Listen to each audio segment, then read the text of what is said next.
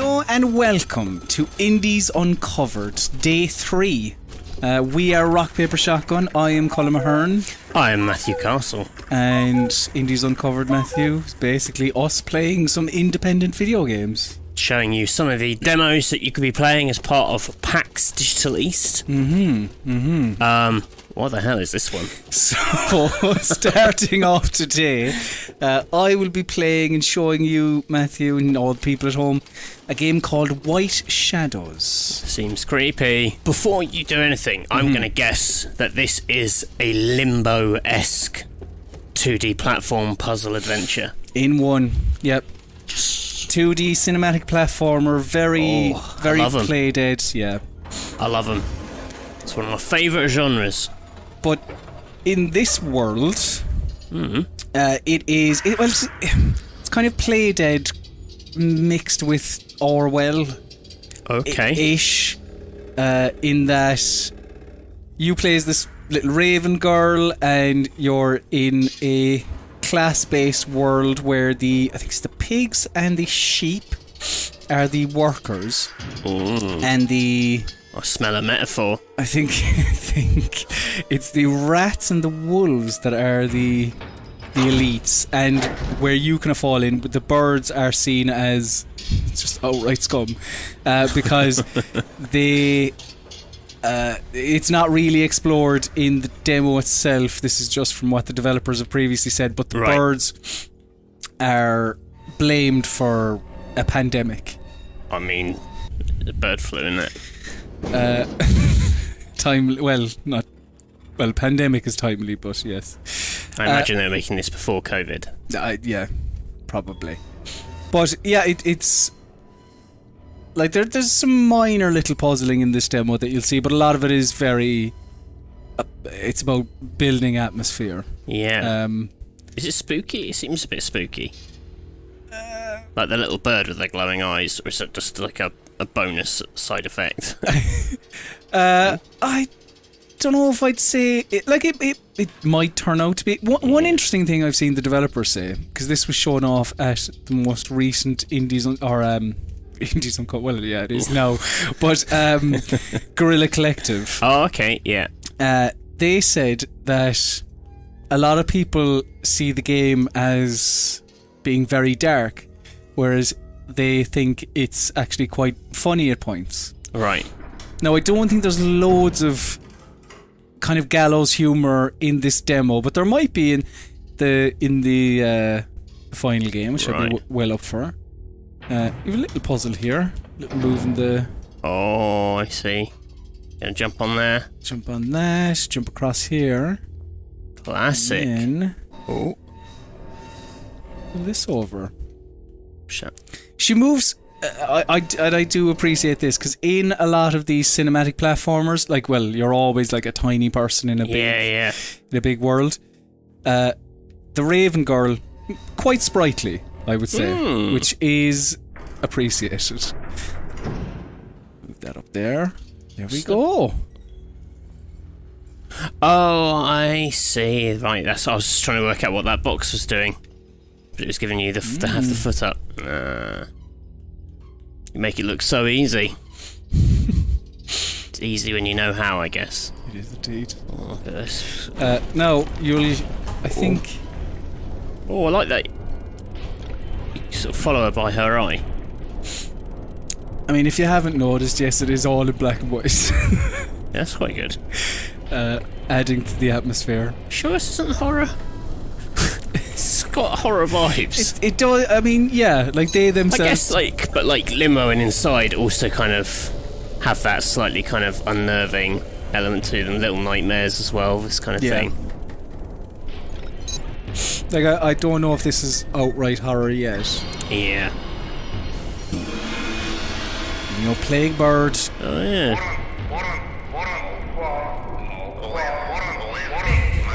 It's like she's just saying, "What up?" I don't know. It's hard. It sounds like either gibberish or yes, he is saying, "What up? What up? What up? What up?" It's Plague Bird. Oh my god! Why isn't that not my username online for on Twitch? What up? What up? It's Plague Bird. And today we've been playing some Fortnite. The B side to Eminem's "My Name Is." Now you'll see some of the classism coming into play in just a moment, I think, or will just not coming into play, but you see a metaphor alert, an example of it. Yeah, I think this is definitely one for those who enjoy a metaphor. Oh, I do. Well, I enjoy a good metaphor. You'll enjoy this then. But yeah, as I said about a lot of... Yes, I love they that, deserve it. That's very much my like management philosophy. Yes, well, they deserve it. I mean, that's maybe where they're talking about it being like funny. That is funny. The Plague Bird saying "what up" is funny. A bird getting kicked up the arse. Also funny. Also funny. I'm trying to remember. Oh, yeah, what's those big lips on there? It's a big kissing booth. Didn't even spot. There you go, you see? Talking about the workers being the pigs and the sheep. You see piggy boy. The pig and the hamster wheel. Oh, yeah. I'm sure that is something. I haven't figured it out yet, but I will do. Is it a pig or is it a man in a pig mask? I guess it is a pig. I think it's pig because I'm pretty sure it is all animals. Oh, it's an animal world. unit, okay. But yeah, a lot of, as I said, a lot of this demo is just, like, you'll see a lot of very nice, in a moment, like, kind of establishing shots, giving you a look at this world, which is called, I believe... Reminds me a bit of Rapture. Yes. Particularly with all the billboards and the kind of the... They deserve it. I give you Pigville. Imagine if they said that at the start of Bioshock. Very different game. So there you go, look. I called it Pig City. Little bit of what's it called? Ride of the Valkyries. Classic. Fun World, not Pig World. See, I don't know if he's saying "what up" because it does also sound a bit gibberishy. Yeah. Look at all the pigs marching along. It's good. Now, I think, which I'm guessing will be something you do throughout the game, but I think I get a little friend in just a moment. Beware, bringer. Nice. Do you think birds scum because they said like plague bird? Because like the plague masks used to be like plague doctors were like birds. Maybe it's making some That's kind of... That's actually a terrific point, yeah. Maybe like all the birds are just the plague in the world. And that's why... I didn't even think of the old plague mask. Like I said, enjoy a good metaphor. Uh-oh. What up? What up? It's me. Giant. Yeah, I can hear it. Look! We have a little friend! Oh, great. Come back, friend. Come back. Oh. They'll follow us. We just have to solve a few puzzles along the way. And, yeah, I don't know if this is like a regular thing in the game or not, but... It fell off. Yeah, it'll be fine. Don't worry. You can still hear it chirping. Yeah. It's there somewhere. Look at it. Oh, there it is. That's good, isn't it? Nice. No, this demo has gone swimmingly so far, so it would be a shame for it all to go to pot. Yeah. But there isn't much in the way of peril as such in this demo. I don't know if there will be in the... Maybe it's just getting used to the controls and the look of the thing. It's nice. It's like the even without colour, you get like this real sort of sense of the place, and I love the kind of backgrounds, the actual design of the city. It's really nice, and all this kind of stuff to a lot of like nice foreground, background sort of interplay. Big time, yeah. Yeah, it's neat. They should gonna end well for these birds. Oh. You died. It didn't end well for me, yeah. You said it was peril-free. That didn't happen the other time. All right. Okay, need to be wise to that. Okay, where has the cage gone? Have I... There it is. Oh, yes. Guess you just got to be careful when you jump over it to push it. Okay, so now I know... You fell at literally the first hurdle. Now I know that that isn't just there for show and can actually kill you. That's good to know. Right, come on, my little friends. There's Duck. I wonder if these birds will be with you for the whole game. It'll be like an Abe's Odyssey type nice, thing. That was actually... Oh, that's interesting. I'm not sure why that happened.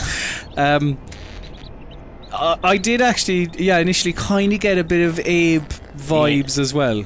There is... I mean, it, you know, Abe has a lot of this kind of backdrop too, to be fair. I have a little puzzle here where we have to turn on all the lights of this little thing. So if I twist that, right, trying to remember. Oh yeah, hang on.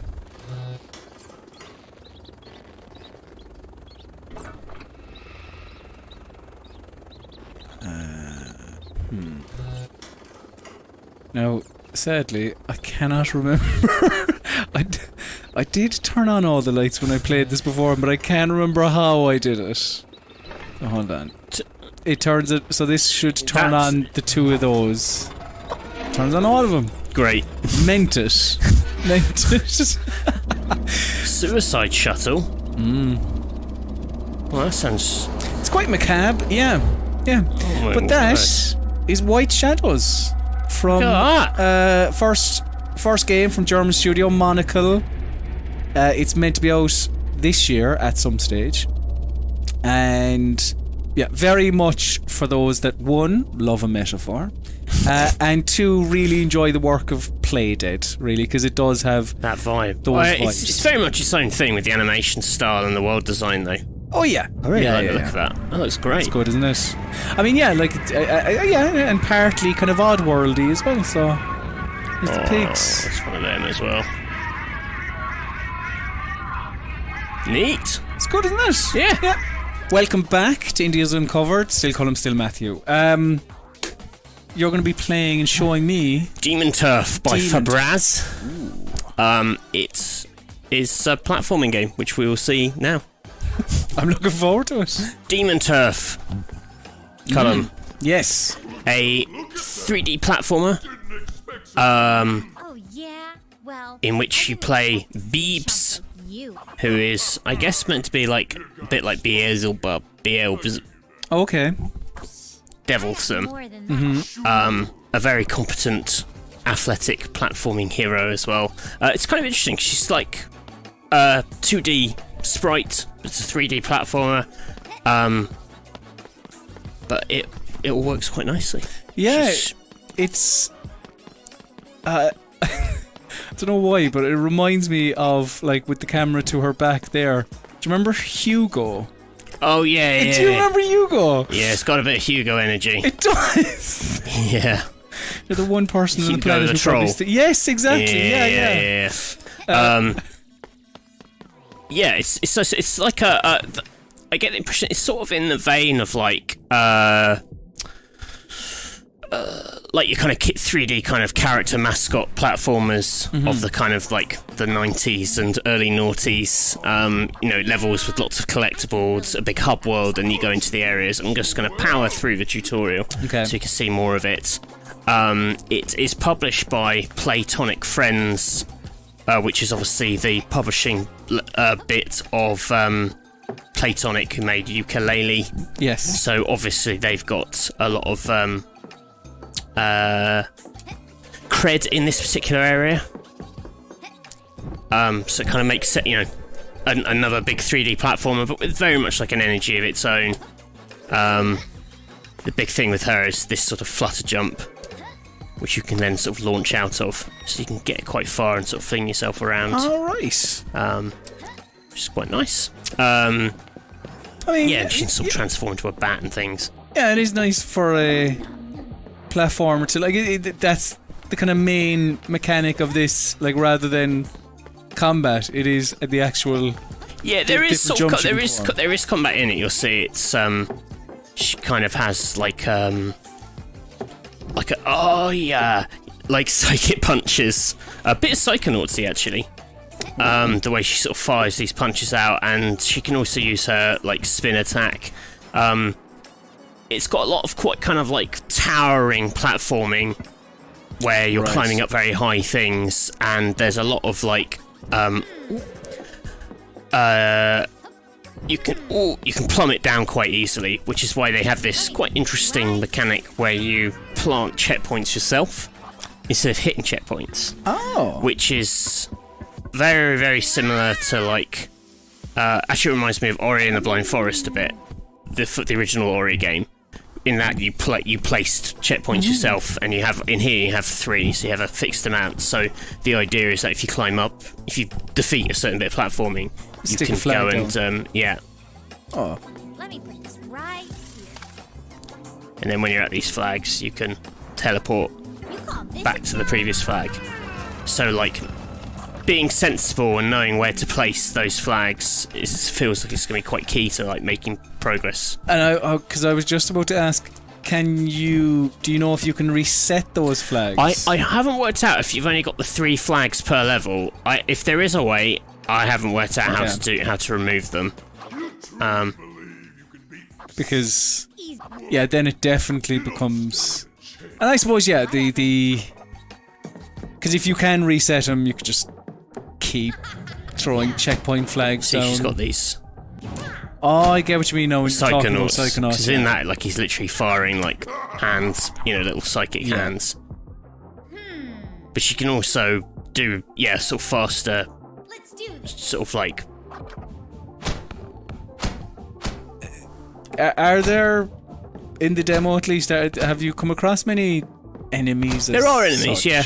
Okay. So I wouldn't say it's like the focus of it. Like, you can just sort of run around them quite easily, at least in this demo. Oh my god, just got to get these balls in here, but I'm being inept. There we go. Yeah. Oh, little deflection, like it. Little deflection. You fire bullets back. The focus of the combat seems to be using this to like push things into like spikes, or like deflecting bullets. A lot of the enemies can take either like an infinite amount of just pummeling. Plausible deniability. You're not the one doing the actual exactly. killing. Don't you think a devil would like lean into that? You would, yeah.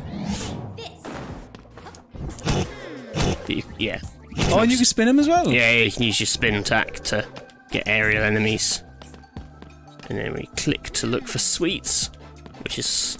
I wish I had this power in real life. The ability to just know in the very, like, depths of my soul when the nearest sweets are. Sniff out a toffee crisp, it would be Oh good, my god. Truly, that's the dream, isn't it? I'm just thinking about toffee crisps now. I can't. Oh yeah, are those? Sorry about that. Those little collectible sweets? Are they? Is that a currency? No, they just seem to be like there's 3 in a level. What they're used for the main thrust of it seems to be collecting batteries to open up new doors. Okay. Which batteries seem to be the kind of like the Mario stars or the Banjo-Kazooie jigsaw pieces. So I don't know what the cakes fact in. I am going to skip some of the story stuff just so that we can do more platforming. But people should download the demo, take it at their own pace. It's quite a sizable demo actually. You get a couple of worlds in there, and there's some other little characters you can chat to. Little duck friend kind of thing with the horn. So this is like the main hub, and you can talk to people, and there's some stuff going on there. But for the sake of time, we're going to chat to this character. Oh, hey, Luce. The Demon King taunted Lucifer? my... They're like lady demons. What does it matter? Okay. Yeah.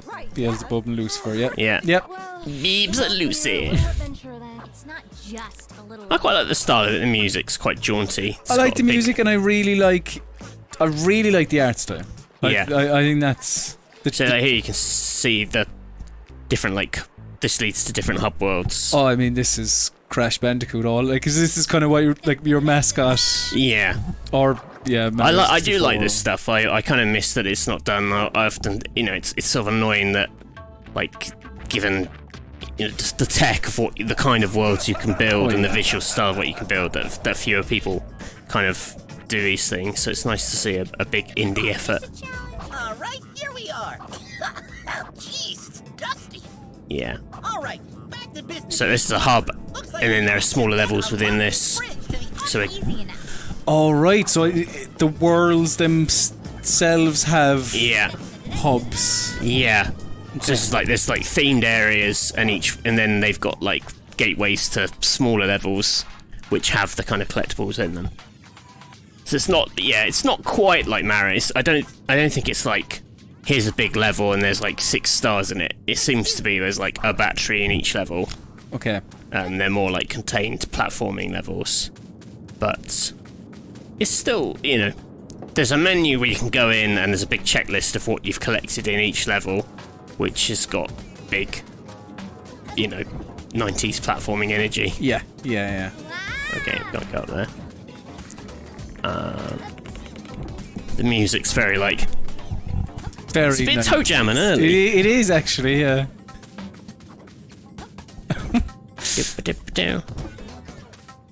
But I mean, yeah, like you, there is a large part of me that yearns for the days of the 3D platformer. Yeah.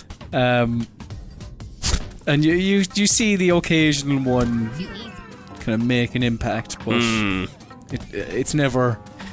The genre's never really had the staying power when it comes to comebacks. Well, there's a time where it like ruled the roost. Yeah. Like all things. But this does... I'm liking what I see so far, and the focus on what a lot of 3D platformers back in the day didn't, the focus on the actual jumping part of it, and having you... Like, you have your little hover, your little super jump thing, your double jump. There seems to be a little bit to this Beebs. Oh no, I just pushed him onto the thing. Yeah. Oh, little piggy boy. Yeah, it's the levels seem like definitely more platforming focused. Sometimes with those 3D mascot games, it felt a little bit more like you were just exploring quite a flat space, and they were more like puzzle exploration games rather than platforming exploration games. But this is, even this first level is there's quite a lot going on. I'm going to place a flag because obviously if you fall down, Call this a challenge? you're back to the start again. Okay. This a challenge? Yeah, so like you can push him into that drill instead of fighting him. Or you can. Oh! That's why you put the flag there. A slow and painful death. Well, yes, that was sad, and she looks cross. And she has every right to look cross. Pig is gone, and you're back to where you started, so... Who's laughing now? Oh my word. Oh my word. Thank God you put that flag there. Oh, I'm so glad I put that flag there. Now I'm like, should I put the flag up there as well? No, let's not. Right. So you've used... Oh no, I was going to say you used 2. You've only used 1 flag. Yeah. Okay. I like that. You little devil. You little devil. Little devil. That's what we call you on this particular stream. But the flag business I do enjoy. That's quite a nice twist. I've not really seen that Let me put this right. too often. That kind of like you decide the kind of risk reward. The music's very Stuff. Yeah. Giant batteries. Yeah, That's but good. like, I That's get good the feeling end of with level like music. the movement and the kind of the long jumps and everything, and the fact they put a timer at the end of the levels, that like you're going to be able to do some like quite mad sort of speedrunning stuff with these particular powers. Like, and it seems to be leaning into that, you know, with like online leaderboards. So that's kind of cool. You know, I think it kind of Zones and steal more.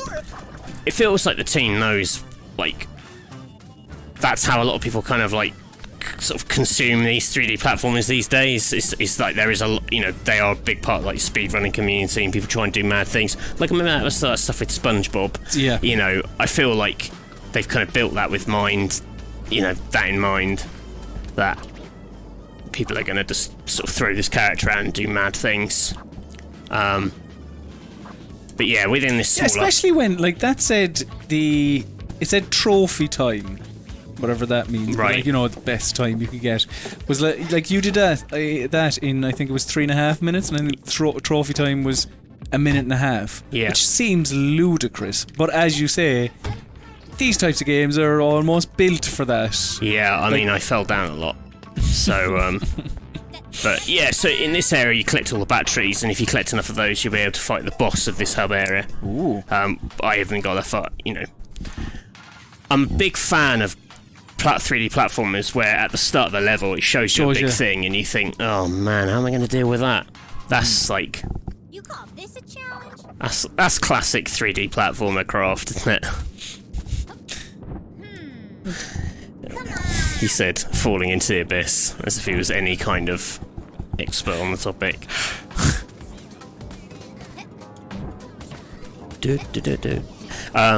Yeah, but like this level, for example, like I botched it and placed all my flags too early. So actually, later on, I was having to do quite a lot of climbing in between them. So if there is a way to... Oh my word. If there is a way to remove... Yeah, those guys just have to deflect their bullets, but we can ignore them. If there was a way to reset the flags, would that dull the impact of the flags? Then? I think so, yeah, because I think the idea is that you want to kind of push as far along as you can without...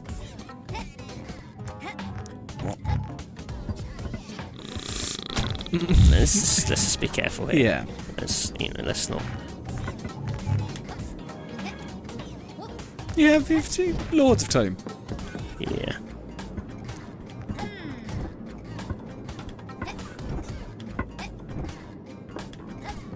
Oh, it's a little seesaw platform.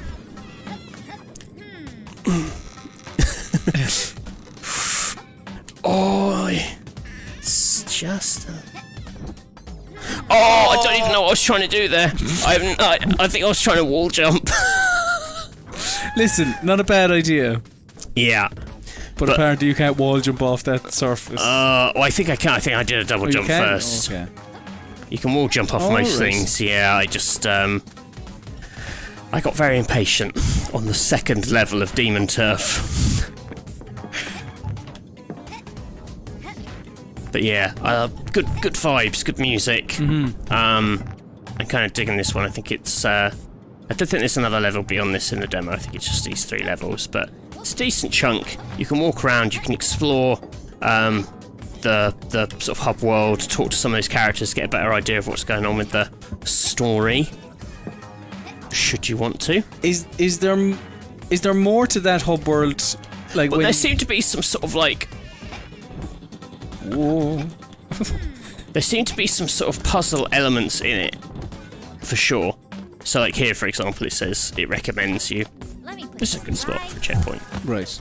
Guest is teaching you to thing, and then yeah, there's some like interactive elements. I didn't spend a huge time exploring it, but there was definitely some stuff going on there.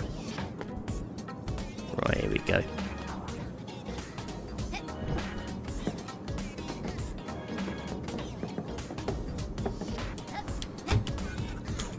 No, we don't want that. We want the next one.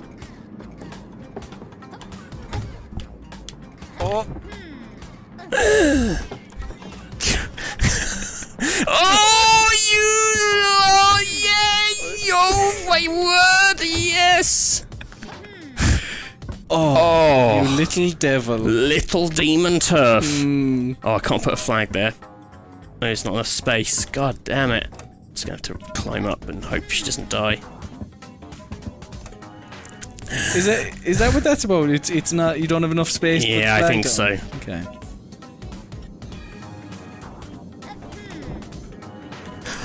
Why did I do that? I'm not sure. But you put the flag up above anyway. Yeah, I did. Imagine if you didn't. Imagine if I didn't. Imagine how cross I'd be. Oh, what a clown. And how much you'd have to suppress the cross. The Yeah. crossness.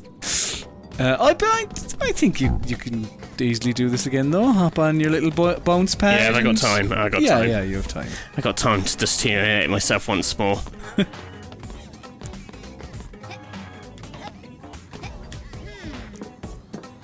Don't want to be going into those. That one's gonna be spikes. too soon, I think.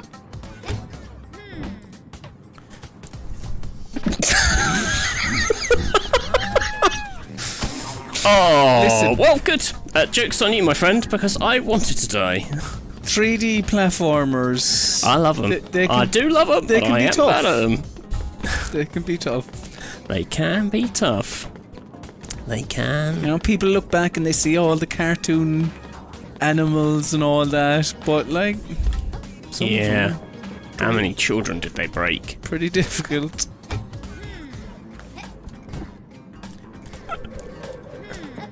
Oh, how did you do that? Listen. It's pro skills. I know right now you could probably be watching Awesome Games Done Quick. But That's the one. Get up there. oh, I keep pressing the wrong freaking button. Oh my word! Blam! Oh, very good. I appreciate your commitment to keeping the Oh. language to a minimum. Oh my word! I keep pressing the wrong button. That's why. Oh my word! Right. Come on.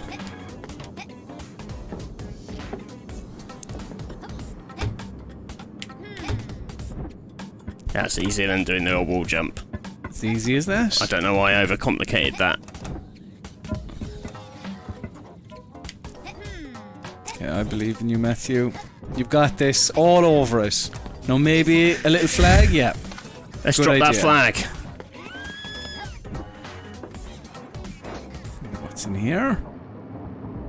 Oh, we're going all Ethan Hawke. Ethan Hunt. Ethan Hunt. Hawke? I can't remember which. That was incredible! Did I land that alright? Yeah. Oh, After struggling a little bit to climb up it, Matthew, that I was... fell.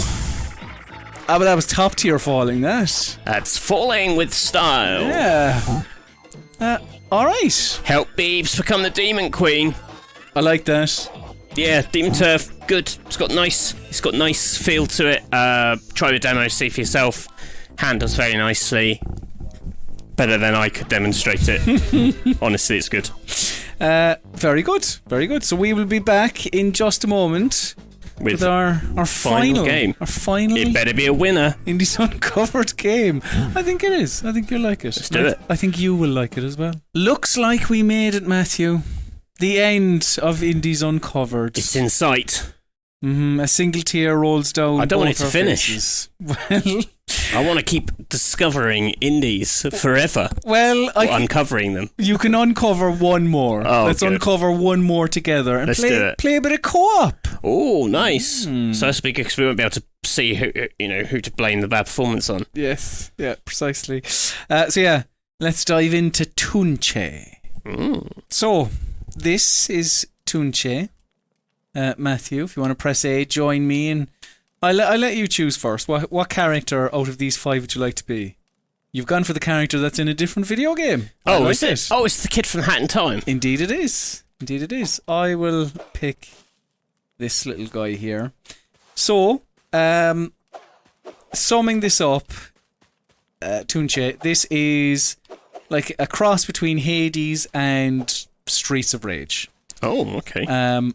I quite like it, so I'm looking forward to showing it. So yeah, you have your standard attack and your magic attack. and the blue bar represents Okay, I've used all my magic. That's okay. You're in this area. It's okay. Yeah,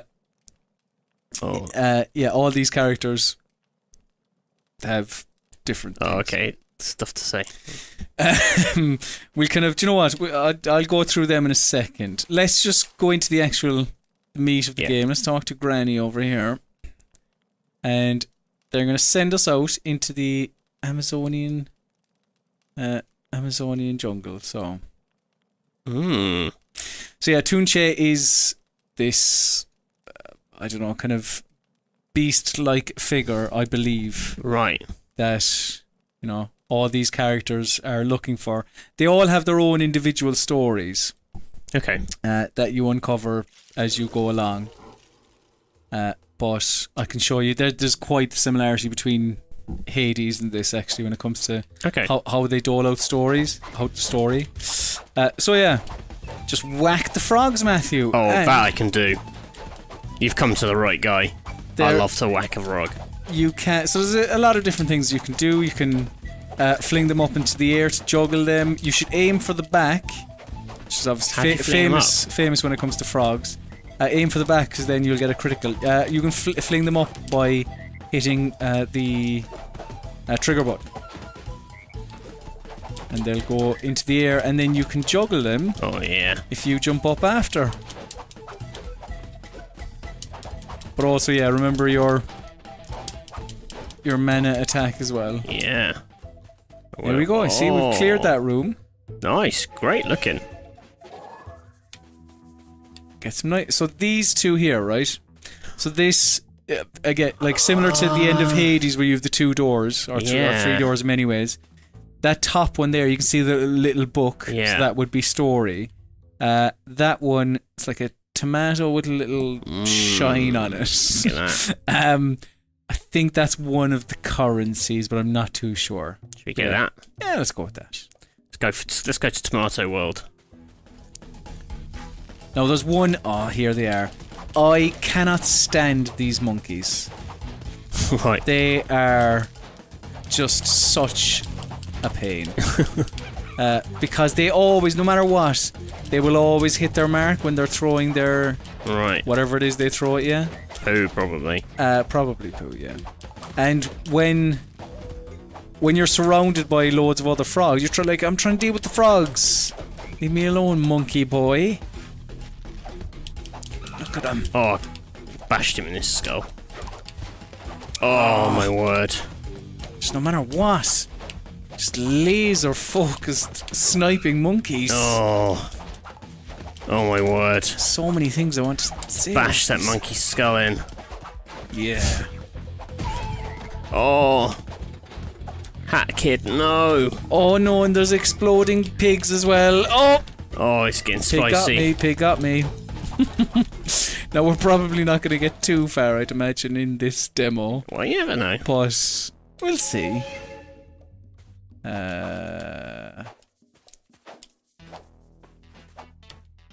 got to press A on them to pick up the balls. Don't. Oh yeah.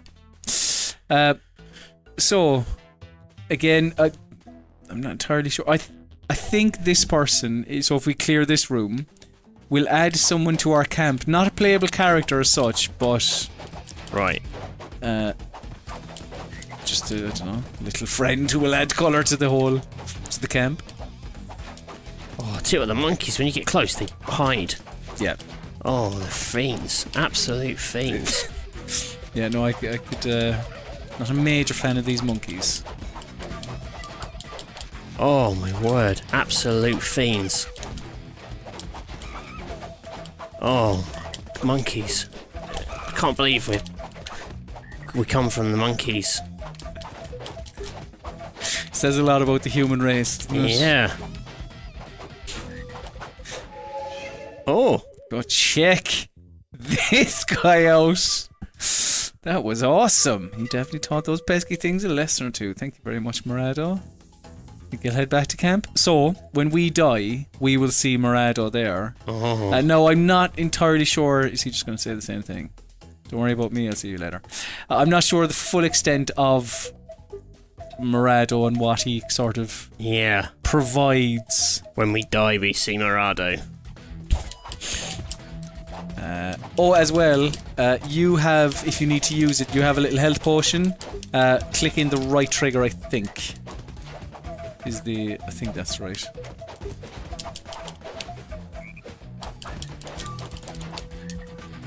Or no, it's left trigger. So I just did it there. Oh, I'm dead.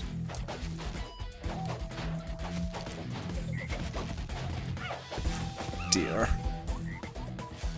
Been overran by frogs. Oh, I'm sorry, monkeys. I died. I let you down. The Legend of Tunshi will not be solved this run. Not by me, anyway. There we go. I might get through this. Oh, he does have that. Mega crits. Yeah. Oh, nice. Alright. Gonna spit anything out? Lovely. So we have 3 here. Okay. I'll show you the story and just so that's good. To get a feel for it. So I'm gonna shell where it's come from. So it is delivered. So and what you're getting here is this character's story, chapter 1. You know, like there are 5 playable characters, and it's told all like this comic panels. See him chatting to some Jurassic Park lads. Bird Boy. Having a good time. Again, you know, in the interest of time, I'm going past it, but play the demo. And take it at your own pace. You know, have a look at all this. I think it's pretty good. I like it. Anyway, but yeah, that's how the... Sorry, Caru. What a friendly turtle. So... He's like, thanks for skipping my life story, man. Sorry, am I not interesting enough into you? Oh. Leo the Llama. Welcome. I haven't seen this guy before. Oh, he's like the shopkeeper. Like the Rift boatman in Hades. Yeah. Right, so pay 5 gold pieces.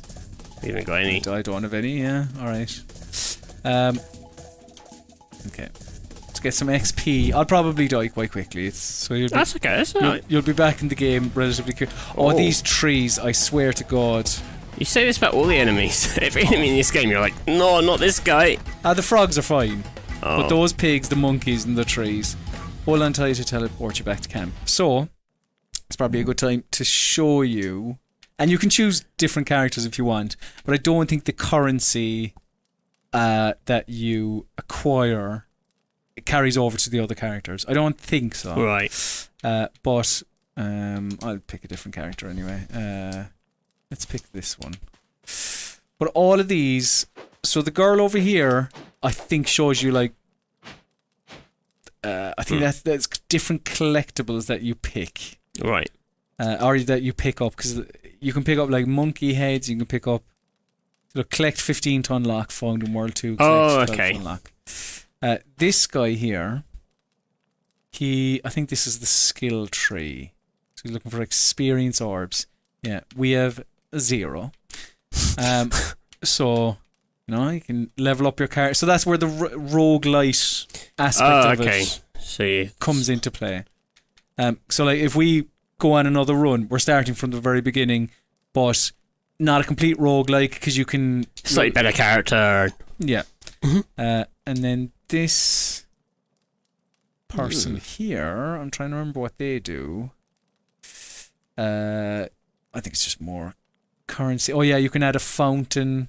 Oh, so this is like upgrading. This is a bit like upgrading the palace in Hades. Not to just liken all of this to Hades, but there are, you know, it's a useful shorthand. Yes. So let's go on another run, Matthew. 2 different characters. Yeah, I'm a big lad. What's the ultimate aim? You try and just get to the end of the jungle? I think it's to find this, uncover the mystery of this tune chain. Yeah, I believe. Who's that bird? I think this bird is just my friend. Don't know. See, watch out for those trees because they will stand still and then just make a beeline for you, and it is devastating. But if you can get behind them, you can have the beating of them. Oh, yeah. I swear to God.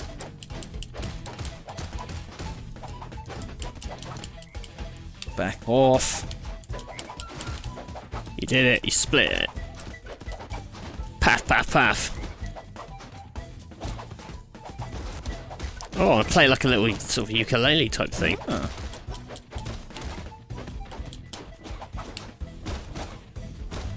But I really like the art style. I really like the kind of the marriage of like roguelite mechanics with your kind of 2D beat 'em up. So those, is that for your magic? Because you need them more than I if they are. Yeah. I don't know what they're for.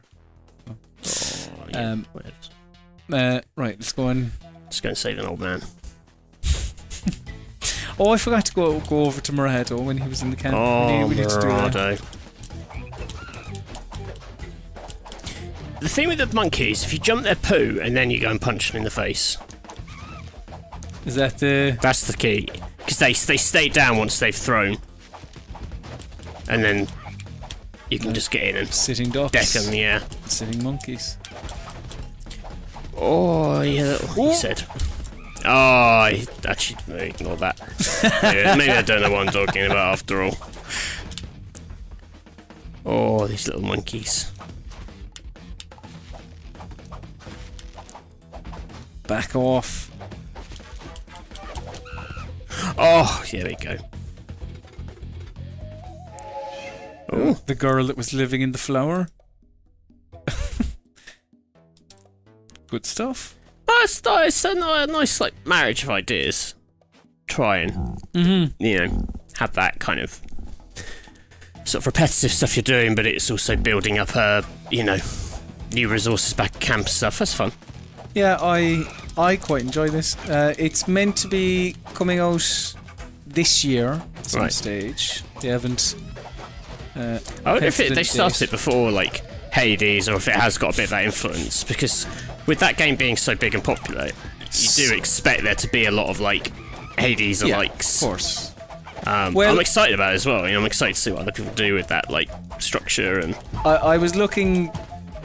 I think this one it has been in development for quite a while. Like, I mean, because I'm not sure, I probably shouldn't say it, but I think I remember seeing 2018. Okay. At least. So it has definitely been in development for a bit. That's good. Yeah, I love the animation on the characters though. Yeah, it's good, isn't it? And there are, I don't know, there's like 4 or 5 different worlds.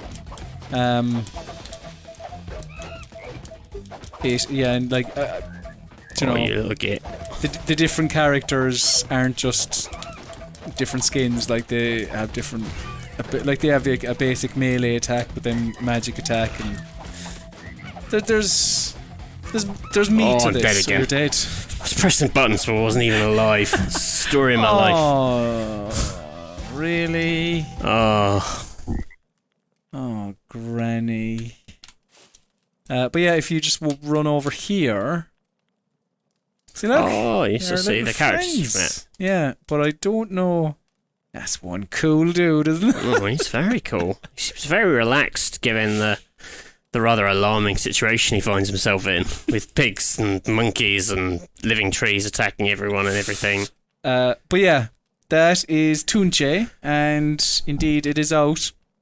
As I say, 2021, some stage later this year, from Leap Game Studios, I think, or Leapfrog Studios. Apologise. Yeah, pretty good.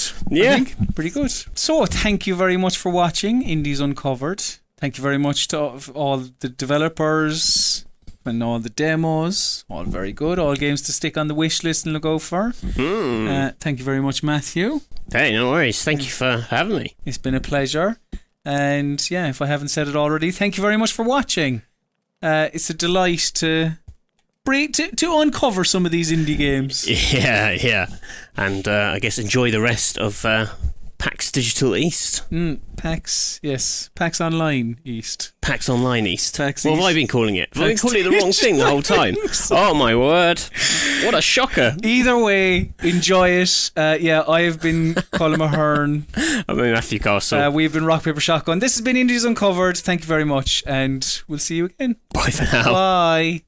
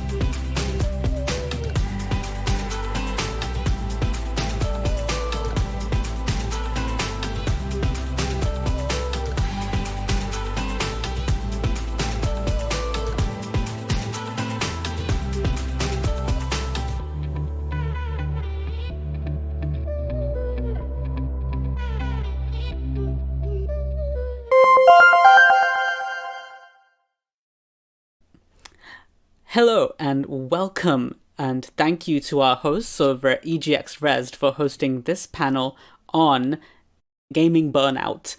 Now, I want to just do a content warning for this panel because we are talking about mental health topics, so that may bring up issues regarding mental health which may be challenging for you, so please just consider that before deciding to watch this whole thing, or watch in a safe way if you wish to. Now, what is this panel about? We hear a lot about burnout these days, don't we? Especially in the workplace. And as gamers and gaming fans, we have seen in the news issues about crunch in the games that are developed for us, and we kind of want more and more for our games to be made in an ethical way. So we don't want our games to be made by people who go through burnout when they're making the games. But what about when we're playing the games? We are starting to hear more and more about gaming burnout in terms of as a hobby. Like, do you get so tired of gaming that it becomes like a chore? Well, today we're going to talk about that, whether that really is burnout and what that means for your mental health, so that you can make sure that you do what you love while protecting your mental health. I am Sachin Shah. I am a mental health doctor, pronouns he, him, and I am part of Gaming the Mind, a charity dedicated to improving the mental health of gamers. And I would like to introduce, firstly, her name is Stephanie Miner. She's an editor over at The Gamer, and in addition to covering gaming news, she writes really interesting thought pieces, including on her personal experiences in playing games.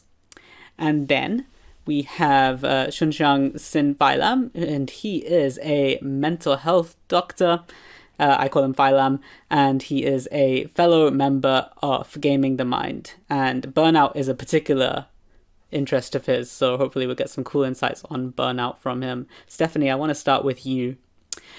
You wrote an article about games starting to feel like work for you, and I've read a few accounts of how this can happen for people who play games as their job. So, you play games as your job as a journalist. And what is your work schedule like in terms of having to play games? So I pretty much started out without any schedule whatsoever. Over time, it kind of just turned into something without really being planned. Initially, I thought that on the days that I had actual work, those are the days that I should try to play, games for fun, so to say, not the obligatory games. However, that kind of resulted in all of my free days still feeling like work, because those were the days I had to try to keep up with new releases and stuff like that. So at the end, I actually found that what worked better for me was playing the games that I felt like I should be playing on the same days that I have work, and then keeping my other days as open as possible to just play the games that I like for enjoyment. So that's kind of been my schedule lately. So trying to keep that work-life balance, even though both things involve a similar pastime, basically. Right, exactly. What sort of games do you play when you're playing what you want to play? Well, so my favorite type of games are JRPGs. I really, really like the turn-based combat strategy type games. Though I will always have a soft spot for Skyrim. I continuously go back to that game because I cannot help myself. So, I guess fantasy games in general I really like, so like The Witcher 3 is another one of my favorites, even though it's not a JRPG, but that's typically what I gravitate towards. So, I mean, those even as enjoyment games are ones that involve quite a lot of time sink, right? Yes. But obviously it just feels like a different context, I suppose. But what's it like when you're working with games for games to start to feel like work? What does that feel like? Well, in a way, it's a little devastating, actually, because so my whole life I've been extremely into video games. I've loved them since I was very little.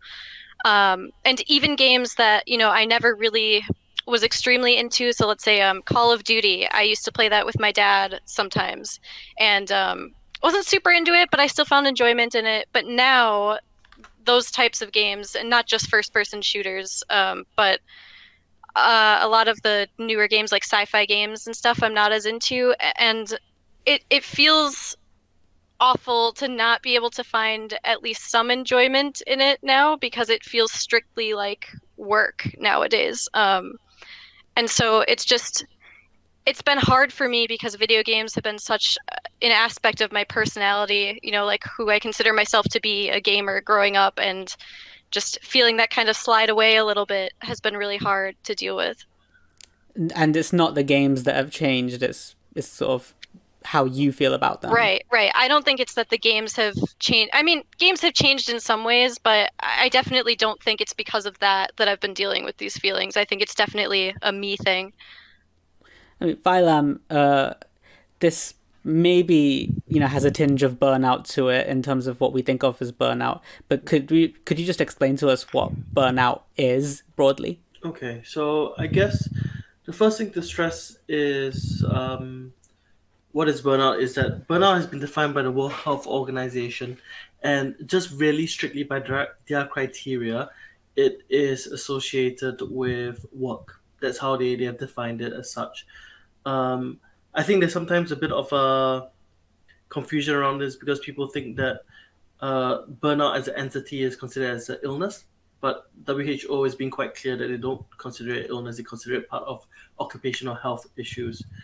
And I think sometimes it's interesting to think back to the past, and Sachin, if I do ramble on, do ask me to shut up, and I'm fine with that as well, because I tended to talk a bit about it. But the concept of burnout initially was derived from, they were referring to people who were using illicit substances in the 1970s, and this sense of burnout of using long-term heroin usage, long-term cocaine usage, and burning out. Like a nasty word. Yes, it was burnout. It was a burnout. So it was a colloquial term. It's wildly inappropriate, but there was an American psychologist called Freudenberg. I'm probably pronouncing it wrongly, who used it to describe staff members who are working in the substance misuse clinics. It was a very fascinating sort of concept. He described feelings of exhaustion, feeling of cynicism, feeling of ineffectiveness, and he was describing the staff. And the interesting thing which he talked about amongst the staff, and we can go into this a bit later on, is that the reference point was always, and it still sometimes is a narrative today, is that the people who burn out are the ones who can't make it, can't hack it within the specialty or within the field. But he actually identified, and this is going back to the very first conceptualization of burnout, was that the people who burn out are the ones who care, the ones who actually give a damn. Actually give more of a, and he said that it was this sort of thing where you're giving and you're giving and giving and giving more of your time, giving more of your energy, trying to just cope with this overwhelming rush of work, and feeling that what you're doing is not enough, that leads to burnout, that leads to you feeling this is insufficient. So the people who are likely to get stressed out by work maybe are the ones with more passion for it or put too much into it, for example. Yes, and I think it's interesting because we talk about burnout, and a lot of the research often focus around the medical profession, but there's actually a lot of research into the gaming industry as well. And both professions often attract people who have for a lot of their lives worked towards that goal. So you don't sort of just float into the gaming industry. I feel, do correct me if I'm wrong, Stephanie. I don't think you're wrong. No, I think something which people actively pursue is the active dream. Same for medicine, same for a lot of other specialties as well. A lot of jobs is something which you sort of aspire to when you're young, and then you start working into it with that passionate view of it, and actually you discover that you're trying to stem a tide of feeling exhausted and ineffective, and it burns you out.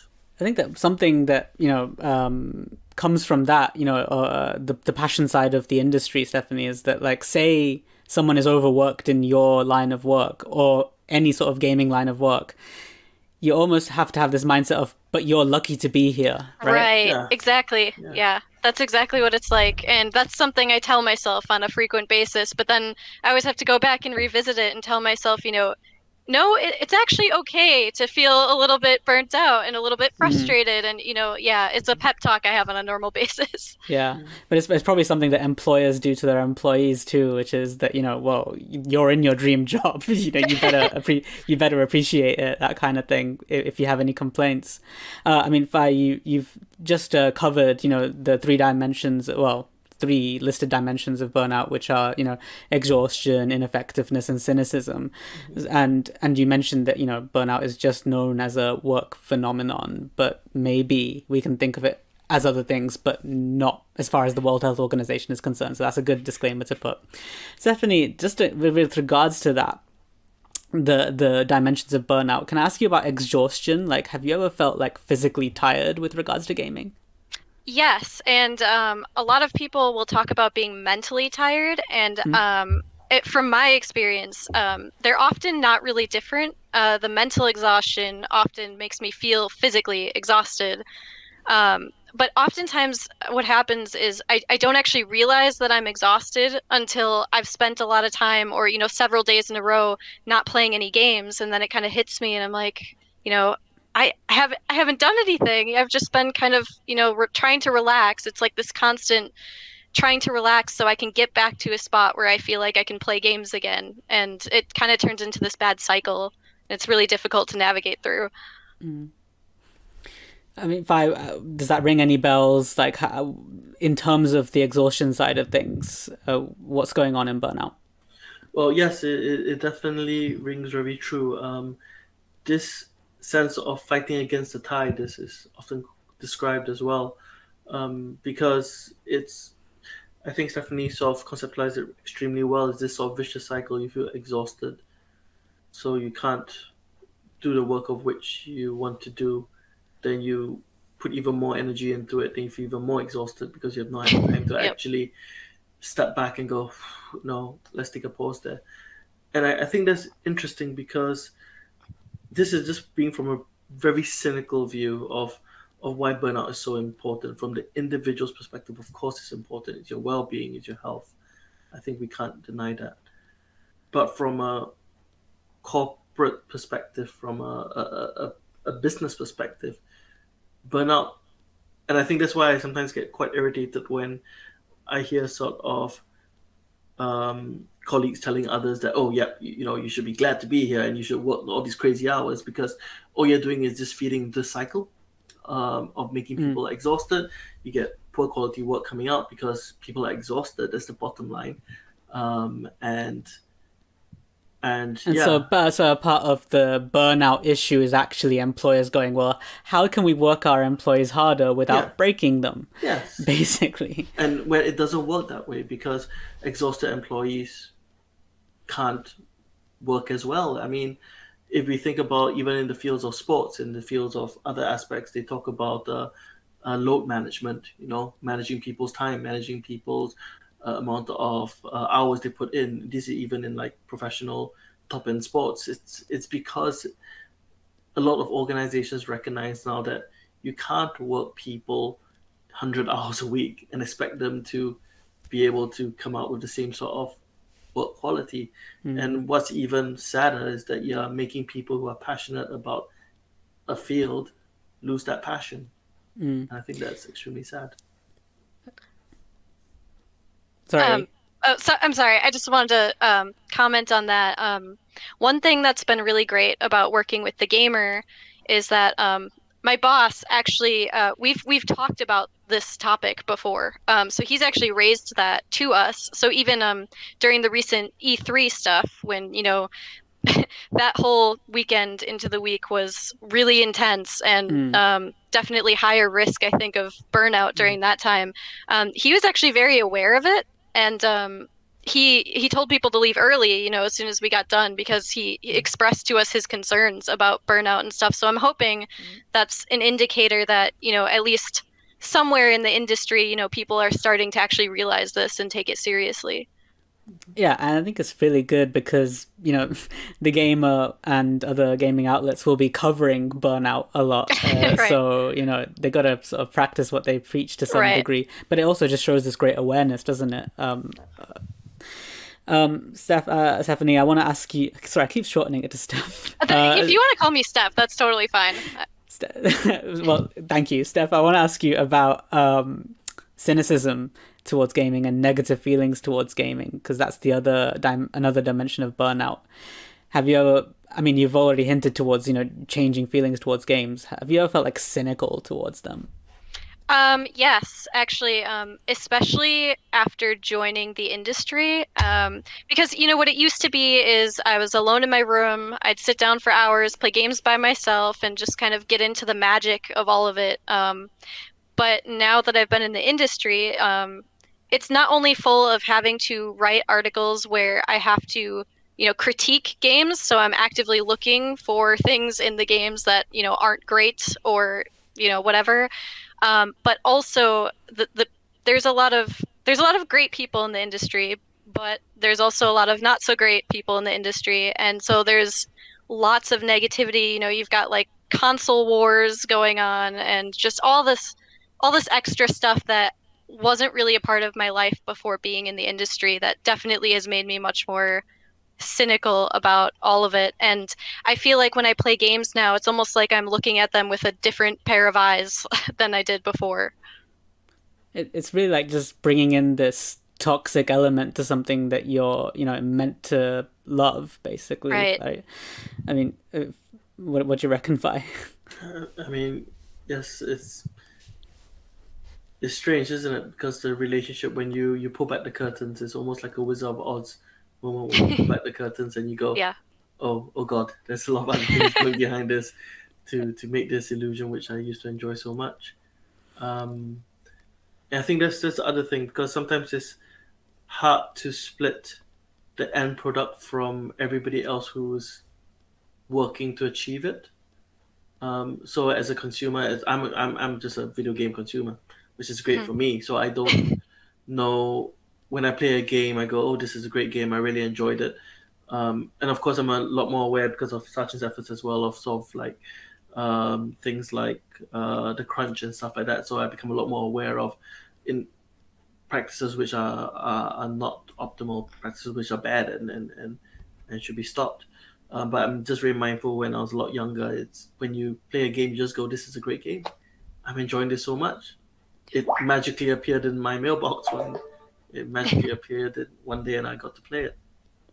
I think and this gets into probably some tips that we might get up to later, but like I am finding as I get older, I'm also just losing a lot of time for games, and so Definitely.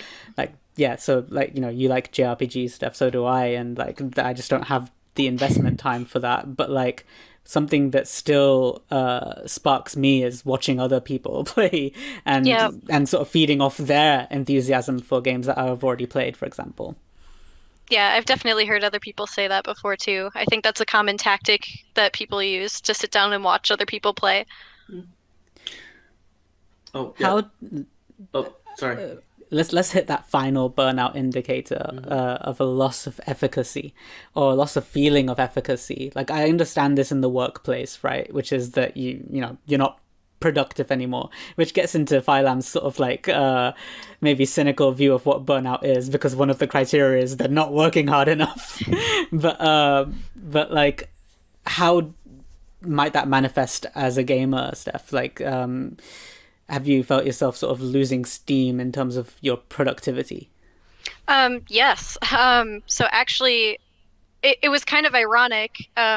You would think that getting into the video game industry would mean that I'm playing more games than before, but as it turns out, I'm actually playing less games than before. And there's definitely this endless pressure to be playing more, because, even if I'm not actually reviewing the games, I need to have content that I can write about, and that requires, playing more.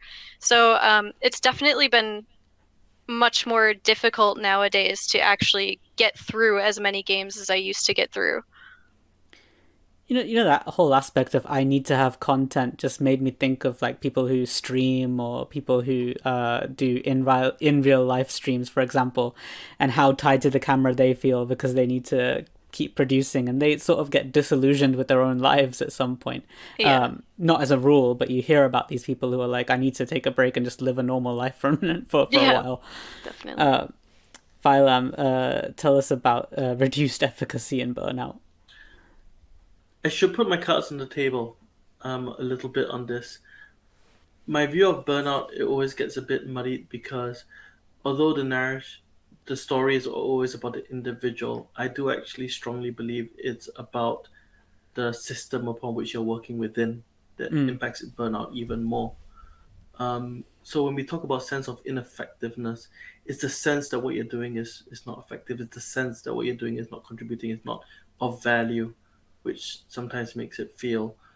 And I think there was an interesting article by Harvard Business Review, I think, which talked about this and about the causes of burnout. And primarily the things which they talk about are things like poor communication between staff members, between higher management and within staff. A feeling that you have a lack of clarity, lack of roles, unfair treatment, unmanageable workloads. All of these things are things which have been highlighted as contributory factors to burnout.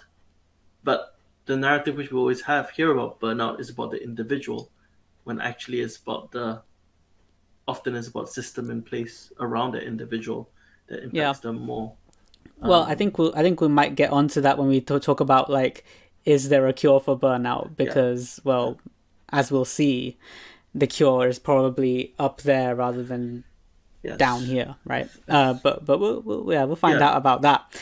I want to ask about another mental health side to this. I mean, Stephanie, you wrote about the fact that these feelings of detachment and cynicism and exhaustion from games can occur in the context of it also being your job. I've read from other people who work in games who've also said, this game actually this career is burning me out on games. But then there's another aspect which you mentioned, which was that this can also occur within the context of depression, right? Definitely. Yeah. So way before I even got into this industry at all, I would go through time periods experiencing the same kind of thing. It's easier for me to talk about burnout now as like a solid concept because I can connect it to, I'm in the industry, so this happens. Whereas earlier in life, it wasn't so clear to me. It felt more like, why is there something wrong with me that I can't pick up these games that I love? That definitely happened. So it's not just with games, but depression can seep into every aspect of your life, every hobby, everything that you love. So for example, I am very into writing, aside from my job, like fantasy writing, poetry writing, that kind of stuff. It never felt like work until one day suddenly it did, and there was seemingly no real explanation until further down the line I realized that I was struggling with depression, and it's an ongoing struggle, and I think it's going to be lifelong. So it's been hard to deal with, but I've been trying to deal with it and find some ways to cope, but I think you said we were going to get to that later, so. Well, yeah. Spoiler alert: we will help you out with some of these feelings at home if you're watching. But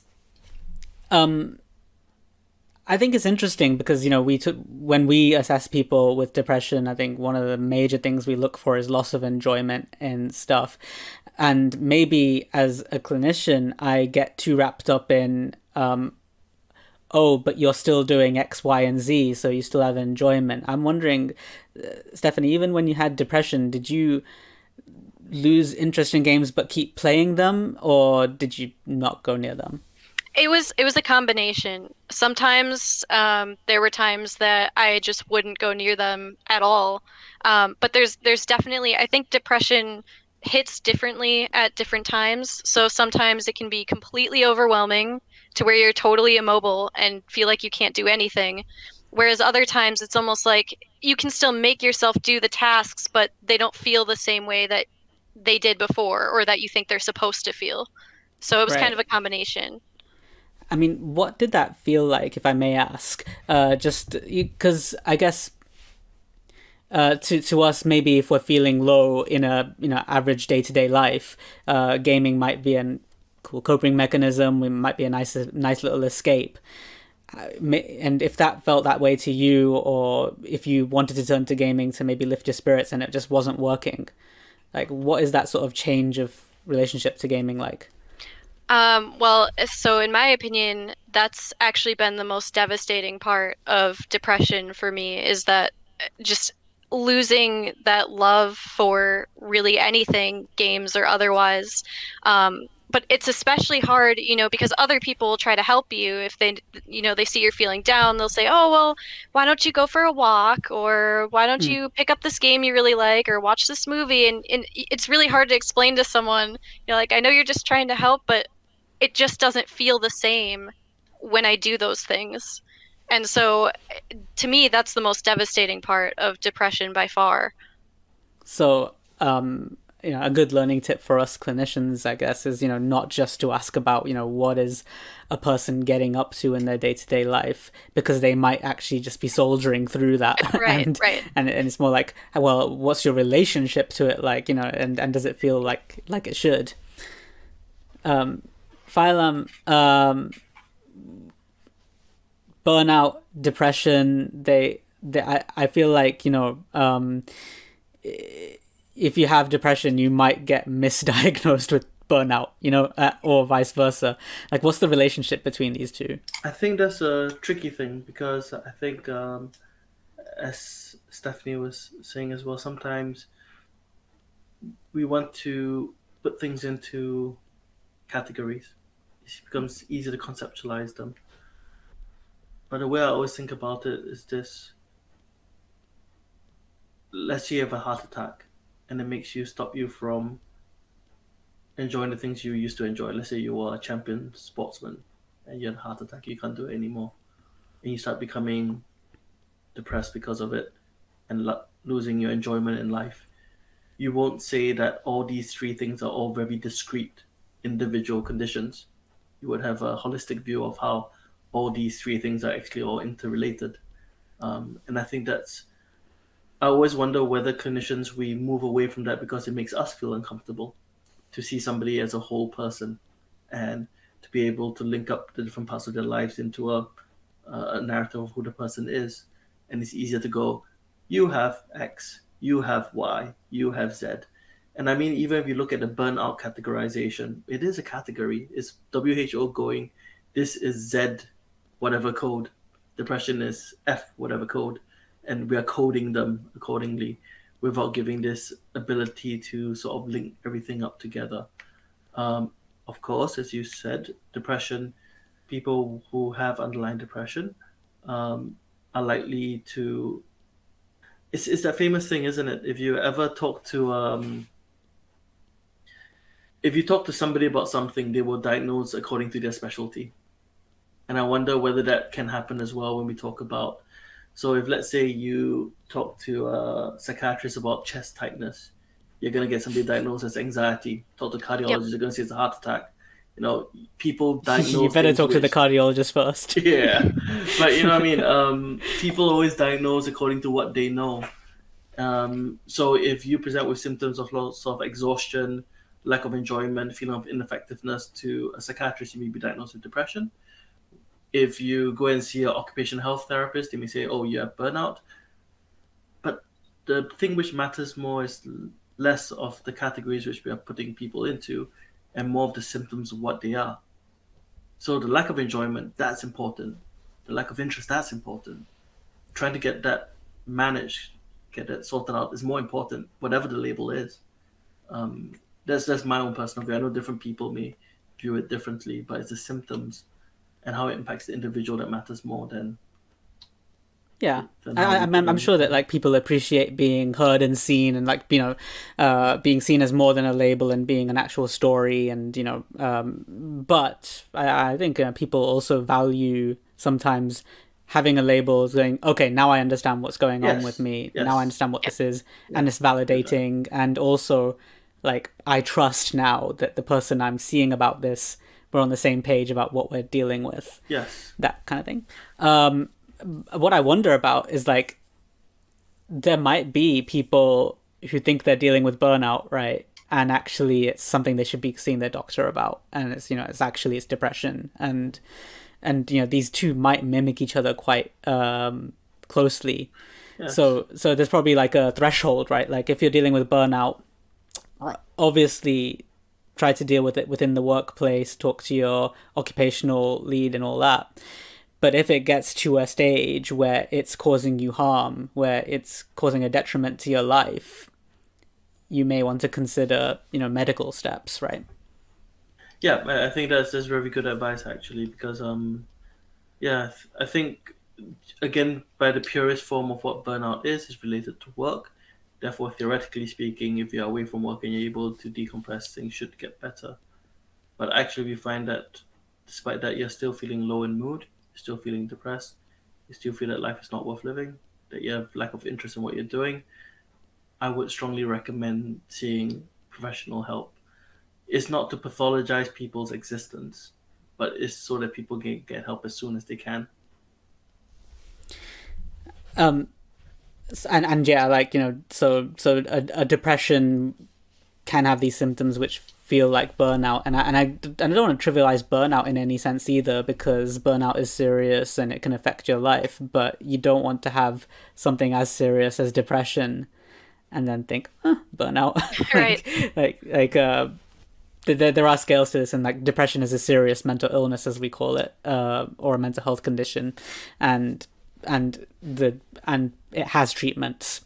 You can take medication, you can have psychological therapy for depression. Meanwhile, with burnout, I think the question, we'll see.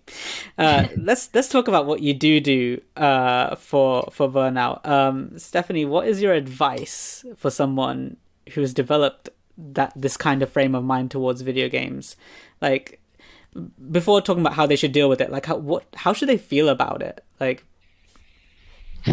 well, it's really hard, especially if we're depending on if we're talking about someone who's also dealing with depression as well as burnout, because trying to tell someone with depression, oh, well, just have this mindset, like just restructure how you're thinking, that's kind of the whole struggle with depression to begin with, is that, you're suffering from this unhealthy state of mind. And so I guess without getting into practical steps to take, just one general thing that has helped me a lot with my mental state about everything has been just talking to other people who are struggling with the same thing. I know that sounds so, well, duh, but it's actually been huge, because even if no one's offering any, practical steps to take, like realistic advice, just having other people who are dealing with the same thing, it actually helps, the voices in your head telling you like, oh, this is just you, like you're the only one who can't keep up, you're the only one who can't blah blah blah,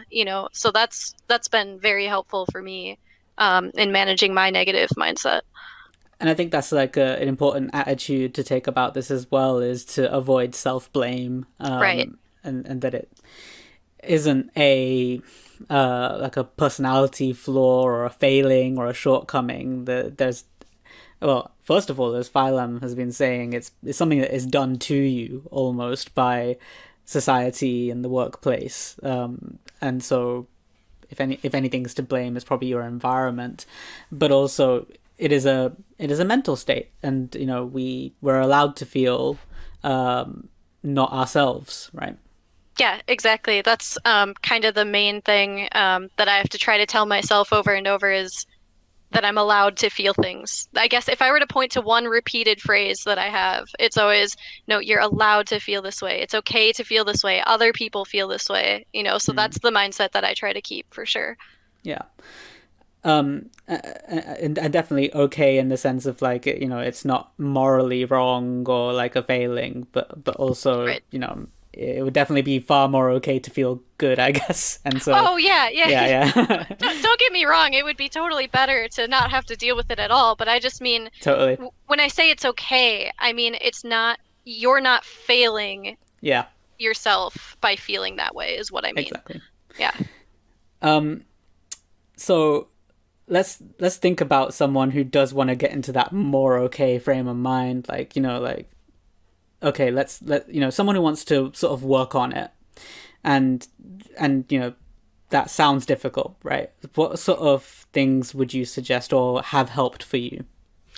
Well, if we're talking about specific to the game Burnout, and I guess this could probably be applied to other things too, but for game Burnout, one thing that has really helped me was to actually go back to something that I really loved back at a simpler point in time.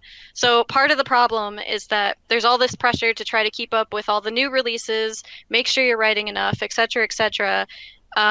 So you would think that spending the time to go back to, a game that you played 10 years ago would not be helpful whatsoever to your job. The way I was thinking about it before was I can't spend the time on that.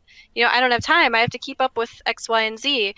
But I did find that once I actually made myself just, turn off everything else and go back and try to get into the magic that I fell in love with so long ago, it actually led to me having an easier time playing the new games and spending time on that. It actually made me feel less burnt out. So that was definitely a big step for me. And, I sometimes get cynical about like telling people like, oh, take some time for yourself. Like it sounds like the most obvious thing, right? Yep. And it sounds maybe like you say when people say, "Oh, go take a walk," or Right. go play this thing you like. It sounds a bit too obvious, but there is a mindset where you forget that you're allowed to do that, or not forget, but like it doesn't even enter your view that this is Right. a thing that you're allowed to do, is take care of yourself and do something that you enjoy. And so it is something I think that people actively have to remind themselves and then try and act on. Yeah, and I think it's less. So I gave, one example of going back and revisiting an old game, but I think it's less about, specifically doing that and more about just trying to feel okay with doing something that's going to help you. I know that sounds so simple, but at least for myself, I've always I always try to tell myself I don't have the time, or I can't do it for whatever reason. I'm always providing some kind of rationalization in my mind why I shouldn't go do it. But I think that's the biggest step, honestly, in helping with this whole mindset. I mean, I agree, and like I don't think I've ever experienced burnout as such, but like I do get into these frames of mind sometimes where everything I do has to be productive. Right, exactly. And so you sort of feel guilty for taking any time to do something that isn't productive. And I think going back to older games, there is this whole thing as well of just like it being tied to a time in your life maybe where things were simpler, like you weren't such a workhorse, for example. And I mean, it's not true of all games, but like nowadays, like if I'm thinking about going back to an old game, it's a game that's like less online and less achievement orientated, and it's just something that maybe has a purer form of engagement. It also reminds me of like nostalgia therapy, which people talk about in terms of like the nostalgia of games is helpful too. Sorry. But what? Okay. Sorry. I was just gonna add one more super quick thing. Like, oh my gosh, now I just lost my train of thought. Okay, never mind. Continue, please. Ignore me. I don't know if it was to do with like going back to a simpler time or enjoying the simple pleasure of games. Yes. Okay. So part of going back to a different game, I mentioned that, back when you were in love with it and such. But another part of it is actually that you know exactly what to expect in those games. So that, because I also deal with, anxiety, and that's part of what can make newer games difficult to keep up with for me. So if you go back to something you're used to, that can definitely also be like a major thing that's helpful. Definitely. I could talk about this actually for a while in terms of like what is comforting in terms of gaming. But like, fine, let's just talk about first of all just in terms of the workplace and what we know about treatments for burnout. I'm going to, as the non-burnout expert here, just guess that we don't have any medications for it and we don't have any specific psychological therapies for it. Would I be on the right track?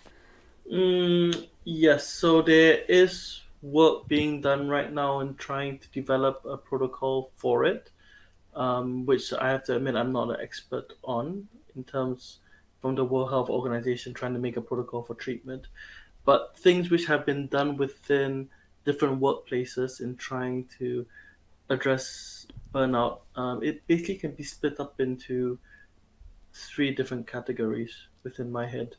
Uh, the first category is the self care category. So it's about helping individuals address issues with regards to burnout. Um, I thought it was very interesting, Stephanie, because the first thing which they said, the first stage which they talked about, was allowing people to talk openly about the effects which they feel during burnout. That's supposed to be sort of like the baseline thing that needs to happen in any sort of workplace.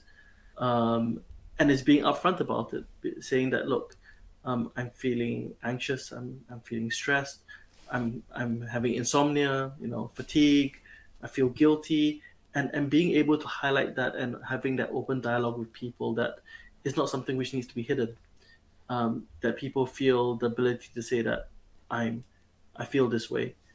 Sometimes the way I think about it is like, if you sprain an ankle and you went to work, you wouldn't sort of pretend everything's okay and hobble around the entire day. You would tell somebody, I sprained my ankle, I need to sit down a little bit, and no one sort of blinks at all about that.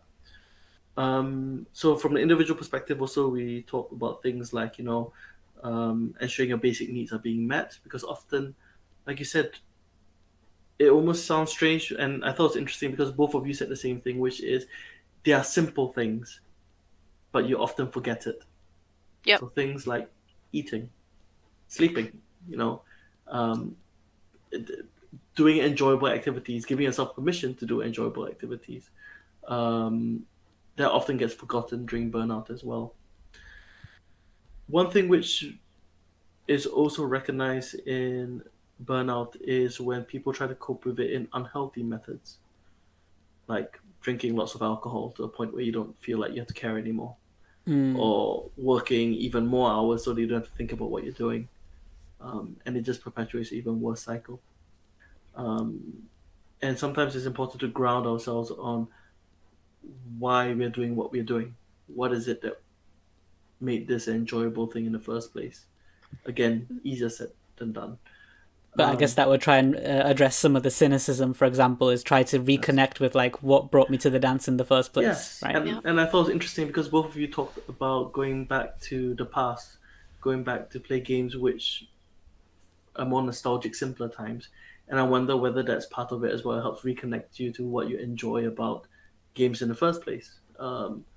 I sometimes, apart from video games, I was laughing in my head because Stephanie, when you said old games 10 years ago, I was thinking Skyrim.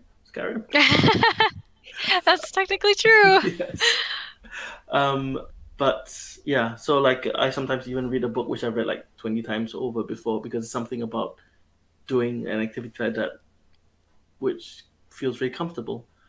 But yeah, I'll watch shows that I've seen so many times before because you don't have to pay so much attention to them, and they're just sort of comfortable white noise at that point. Yeah, I'm on my 20th playthrough of Fallout 4 right now, so I'm not going to say much.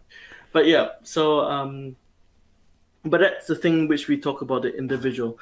But from within the culture of your company, there are other things which needs to happen as well. So first of all, you need to have, it sounds strange, it needs a top-down approach. Usually they say a lot of initiatives have to be a bottom-up approach, where change is driven from below. But with regards to burnout, it needs top-down. It needs senior management. It needs the managers. It needs, like you said, your boss saying that I recognize this is an issue. You are permitted and you're allowed to talk about it. You're allowed to take time off for it. You need that sort of, I know it sounds strange because obviously everybody is an independent individual, but almost permission that it's okay. And often that needs to come up from within the corporate industry, your corporate structures. That needs to happen. Staff need to be. We also need to make a culture where people are not afraid of hearing unpleasant things from other people, because a lot of times when, let's say, people are scared of saying that I'm depressed, I'm struggling, to work colleagues or to their teammates or to their supervisors, because they feel as if it's a taboo subject. And part of it as a culture is to be able to change that culture within your your organization that it's fine to talk about it. It's fine to highlight to your supervisor that you're struggling and need a bit more help as well. So yeah, so we talked a bit about the individual thing, but we talked a bit about the corporate aspect as well. For bigger organizations, I guess you could talk about having occupational health services. You can talk about having health insurance to cover for people who need talking therapy, stuff like that. But there's a much bigger sort of systemic change which needs to get implemented. It sounds broadly like the main intervention for burnout is an occupational intervention. It's to change the actual stress, the work, for example. Yes. And it sounds like whatever you do to the person to help them with the burnout, if they're still going to the same job, then it's just going to keep happening. I mean, yeah, I think, again, telling somebody, don't be burnt out, welcome back to your same job. I'm not sure that's going to be the most helpful sort of interaction of anybody. But yeah, I think you often hear things being bandied about resilience, building up resilience among your team members. And yes, I think building up resilience is important, but I do get worried that it's a byword of companies alleviating themselves by having responsibility by saying that this is your resilience issue, this is nothing to do with me, when actually if the company itself is the issue, then you need to change the company. I mean, speaking of companies, Stephanie, you've praised the gamer, and I don't want you to talk about the gamer specifically, obviously, because you work there. But like in general, what support would you expect if you were feeling this way from an employer?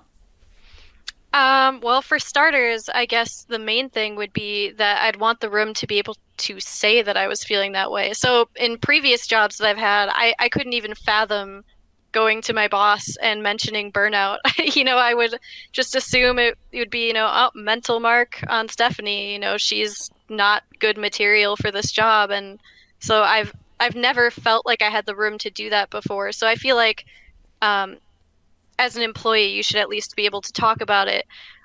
In terms of,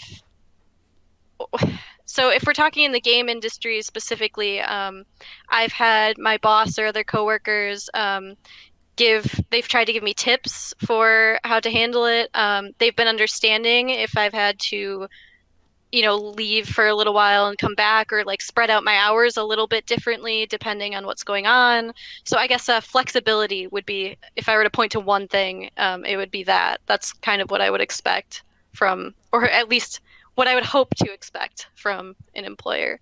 I think as a gamer, this is because you were making me think of, like, first of all, how would a streamer want to, for example, have the system work that they can maybe take time off streaming and not have their the algorithm attack them, for example, and push them down the visibility charts just for taking some time off. And as we know, like, YouTubers and Twitch streamers are sort of rewarded for always being on, and it sort of forces them to keep going. And then I was thinking in terms of being a gamer, like I used to play Genshin Impact when it first came out, and just these games that reward daily engagement, like, I better log in today and do my 4 daily missions to get my Primo Gems, that kind of thing, where again, if it has that same sort of like work-like mentality to it building up, where it could, again, the opposite being going back to something simpler, which is less game as service and maybe more story driven, or just simpler, or something that you may be attached to playing for the joy of it. So I can definitely see this mentality of what you want from your employer also attaching to like what you want from your game. Yes. For example, which makes it sound like some games are working us, perhaps. I mean, sometimes games. What you just described with Genshin Impact, that is definitely something that would not be helpful for me whatsoever. but I've played other games where it feels a little bit like work. So Stardew Valley, for example, has some kind of elements of having to keep up like water your crops every day and whatever. And on the flip side, I've actually found that to be helpful at times for like depression issues. You know, feeling like, oh, I at least accomplished this task. You know, I can point to that and be like, well, I did this today. And so I think it just depends on how it's structured because Yeah. you're not really penalized for not doing it, but you feel rewarded if you do it, despite it feeling like a task. So yeah, I think it could go either way depending on how it's set up. I think that is the distinction. I mean, I've not played Stardew Valley much, but from what I've heard, that is sort of like the distinction of it's not forcing you to do anything. You're sort of like doing what feels good and what works, and you know, it's not really penalizing you. And I think the opposite example is Animal Crossing, where again, I enjoyed it at first and then ended up with a checklist of things I wanted to do every day, like clear the weeds and fish for some stuff and get a fossil for the museum and etc etc etc, and it just turned into this treadmill of trying to, you know, get the stuff and then comparing myself to other islands and thinking I'm not doing enough and that kind of thing. So I think, yeah, there's some things that can sort of like maybe superficially feel fun, but the way that they're then delivered to you can end up feeling like work. Yeah. Let's just begin to wrap up. Stephanie, do you have any final messages about this subject, like why it's important to you, or anything that you want to get across to our viewers? Well, the main thing I guess that I would like people to understand is you don't always have to be the standard version of productive all the time. And things that you think aren't productive, such as revisiting an old game or doing things similar to that to take care of yourself, can actually end up being extremely productive, even more productive than you would have been had you not spent the time on those types of things. So that's honestly what I hope people remember the most, and that it's okay to have this as a struggle. You know, I've heard other people treat burnout as like, you know, they kind of make jokes about it, like they take it really lightly. Like, oh, that's just the burnout, but it can be a really serious thing and it's okay to treat it like it is. I hate to make you follow up with something unrelated, but I just remembered. Did you write about using video game soundtracks as a way? I did. Sort of easier way. I did. So tell me about that. Yeah. So sometimes when you know, the burnout or depression or overlap of both become too much, I have felt too immobilized to even sit down and play an old game that I enjoy. So one of the things that I did was just lay down in bed and put on the soundtrack of an older game that I enjoy to get me into that same kind of mindset or same feel from back then without actually having to put in the extra work of playing the game. And even that was really helpful for me. It got me more in the mood to play more games. So I thought that was a useful tool as well. Yeah, I mean, I can't say that it's you know, I can't sort of vouch for it from any psychological point of view or anything, but like, I have listened to Breath of the Wild soundtrack, the ambient soundtrack on plane journeys, and it helps keep me calm on a very noisy flight, and it just brings me back to you know, the lovely, nice open world of Hyrule. So you know, these sort of emotional connections that sort of spring up when we hear the soundtracks of games we like. Fi, any final messages from yourself? Although, you know, Steph's final message, you know, that we shouldn't always have to be productive, and you know, we can be other people. Definitely, it's so important. Phylum, any final messages? Oh, it's quite a long one. I do apologize, but it was what Freudenberger wrote 50 years ago, which I thought was a great quote. So it's not my own thoughts; it's his own thoughts. So what he said about burnout is that we would rather put up than shut up, and what we put up is our talent, our skill. We put in long hours with a bare minimum of financial compensation, but it is precisely because we are dedicated that we walk into a burnout trap.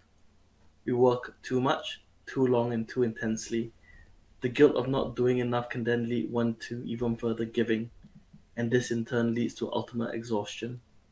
I think there's a really good way of conceptualizing burnout as a entity where you just sort of keep giving until you finally burn out. My final thoughts is, look, if you need help, if you need to seek help, do seek help, because again, not pathologizing everything, but there is help out there that can be useful, be it within charity organizations, between your local healthcare services as well. And I think it's important to know that you're not the only one who's going through it, that there's other people who are, and there's help available for it. And actually, that makes me want to thank Stephanie for writing the article, and actually writing quite a few articles about sort of the emotional and psychological impact of playing games, because I know that there's going to be people out there who relate and will think, okay, not just me. And that's really useful public education.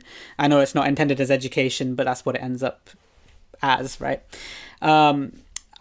So go check out that article, actually. I forget the name of it. It's something like how to rekindle your love or something like that. Or bring back your love of games or something. Yeah, something like that in the face of game burnout. But yeah, I'm not sure I could pull up the title off the top of my head either. The word burnout was not in your article, which made me think like, okay. which made me think like, will she mind me interpreting this as a burnout article? No, I mean, that's how it was intended, so I'm actually surprised that it wasn't in the title, but or anywhere in the article, which is why I thought like, okay, left it open to interpretation. That's good.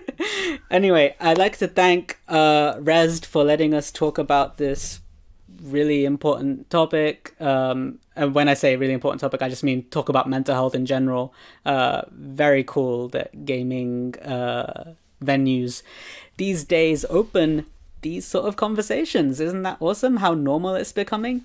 Great stuff. Thank you, Rezzed. If anything that we have discussed today has affected you at all, I mean, Fire's already mentioned, basically, don't hesitate to see a doctor if you're feeling unwell. If you are feeling immediately unwell, like you're at risk, then don't hesitate to get immediate medical attention or emergency medical attention. If you're in the UK, of course, and you just want to talk about this kind of stuff, you can call 111 and talk to a non-emergency line. And yeah, stay safe, everyone. I want to ask if anyone has anything to plug. Well, we can't plug Stephanie's article because I've rudely and forgotten the name of it, and everyone has. But you can check out all of Stephanie's stuff at The Gamer. But anyway, Stephanie, any social media or anything else you want to plug? Plug? You mean provide it right now? Is that what you're asking? Yeah. Okay, well, so my Twitter is at DieHardDragoon, and I would say that's really the only thing I feel the need to point to, because the link to my website, the Gamer's website with my articles on it is on there, and I post most of them on there, so that's probably good enough to cover for me. Awesome. Yeah, it's a good Twitter feed, by the way. Check that out. You can find us at Gaming the Mind. I'm gonna. That's me talking for Fi as well, because I know Fi doesn't have a personal social media, and neither do I. But well, not that you know about. Well, not that you'd want to know about. But anyway, yeah. So find us at Gaming the Mind on Twitter or at gamingthemind.org, and check out what we're writing about, what we're tweeting about. We basically talk about mental health in games, and if this has interested you in any way, you can find more of that over at our place, and we'd welcome you to continue that conversation with us. Fi, I agree. Do you have anything to plug? I agree with everything you just said. Yeah, Fi very offline, so don't check him out. Sorry everyone. I know you wanted more Phylam, but that's the end of that. Okay, thank you everyone, and have a great rest of Rezzed.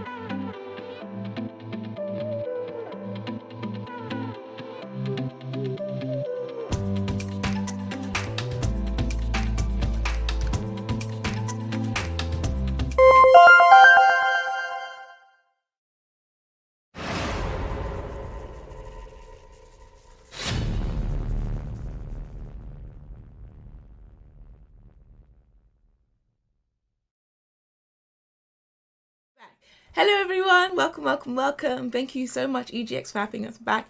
Welcome to EGX if you're here. My name is Anzi, or creatively Anzi, and this is... My name is Alan, aka Dark Knight, and I'm the researcher and she's the big boss lady. The founder of Melanin Gamers, and Melanin Gamers is a gaming community that promotes inclusion and diversity in the video games industry.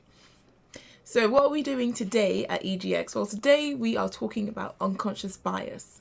So we're holding a panel session discussing why representation is so crucial in the gaming industry and how unconscious bias may be to blame. So, unconscious bias. Over to me. To understand what unconscious bias is, you have to, and how it can adversely affect the gaming industry from the professional standpoint, such as developers, artists, and shareholders, but also to the consumers, such as the content creators and the players and the community members. Bias is one of those words which you know what it means, but you understand what it means, but you don't know what it means, like dictionary definition. So that's what we're here for, because we're cool like that. So we're gonna explain what is a bias and the difference between maybe a conscious bias and an unconscious bias. So the dictionary definition of a bias is...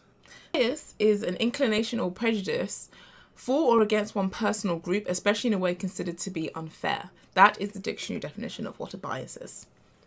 So there's different examples of biases. So for example, there's affinity bias, confirmation bias, and authority bias. And there's also stereotype. But I think Alan can break it down as to what exactly, for example, what affinity bias is. Alright, so affinity bias is the tendency to warm up to people who look like yourself, or they correspond with one of the identities that you hold dear to you or you identify with. So for example, how that could hold sway in the gaming industry is if you create a game and you'll make someone look and talk exactly like you in a game. So, but in your head, you don't see anything wrong with that. But to the standpoint of the consumers, you could alienate other people who also want to purchase this game. So you have to be aware of everything that you're doing. We're going to talk about things that you can do to combat unconscious bias later on. But first, we want to describe the kinds of biases that we all share. This is not just a majority problem. We all have these biases, okay? So then there's the confirmation bias, which is a tendency to seek to confirm your pre-existing ideas and assumptions about a group of people. And I like flipping this one on its head. I like saying that, okay, for example, the statistics show that a lot of female gamers enjoy games like which are stereotypically typed as female games, like Animal Crossing and those kinds of genres, and Sims and that kind of genre. So you come across a woman who likes Animal Crossing. Oh yeah, there we go. I knew it. That's a female game. Yes. That's a confirmation bias right there. But better yet, where it can also be just as negative is that if you come across a female gamer who also enjoys other games that are not typically marketed towards her, you think something's wrong with them rather than your thinking, which is just as dangerous as the confirmation bias in its typical sense. And then also going from there, we also have authority biases, which is we trust and more often are influenced by people's opinions who are in an positions of authority, yeah. Exactly. For example, if you're a student, you're going to take your teacher's word. Well, you should. Your lecturers, that sort of thing. It'll hold more sway to you than just a normal person in general. So anybody that tells you, that gives you an argument from an authoritative standpoint, I know this because I know better, that typically is the weakest form of trying to convince someone in our book. If anything, it should be they lead you using logic and facts and statistics, and also not forgetting that there's also the human element as well. We're not just computers out here. Yeah. So they use logic,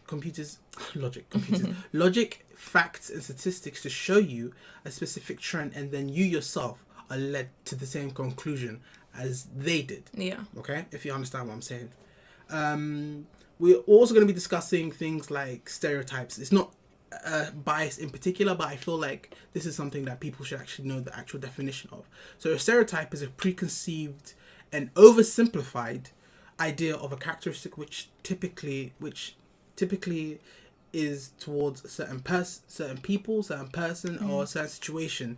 E.g., I don't know, like the stereotypes that are in some games.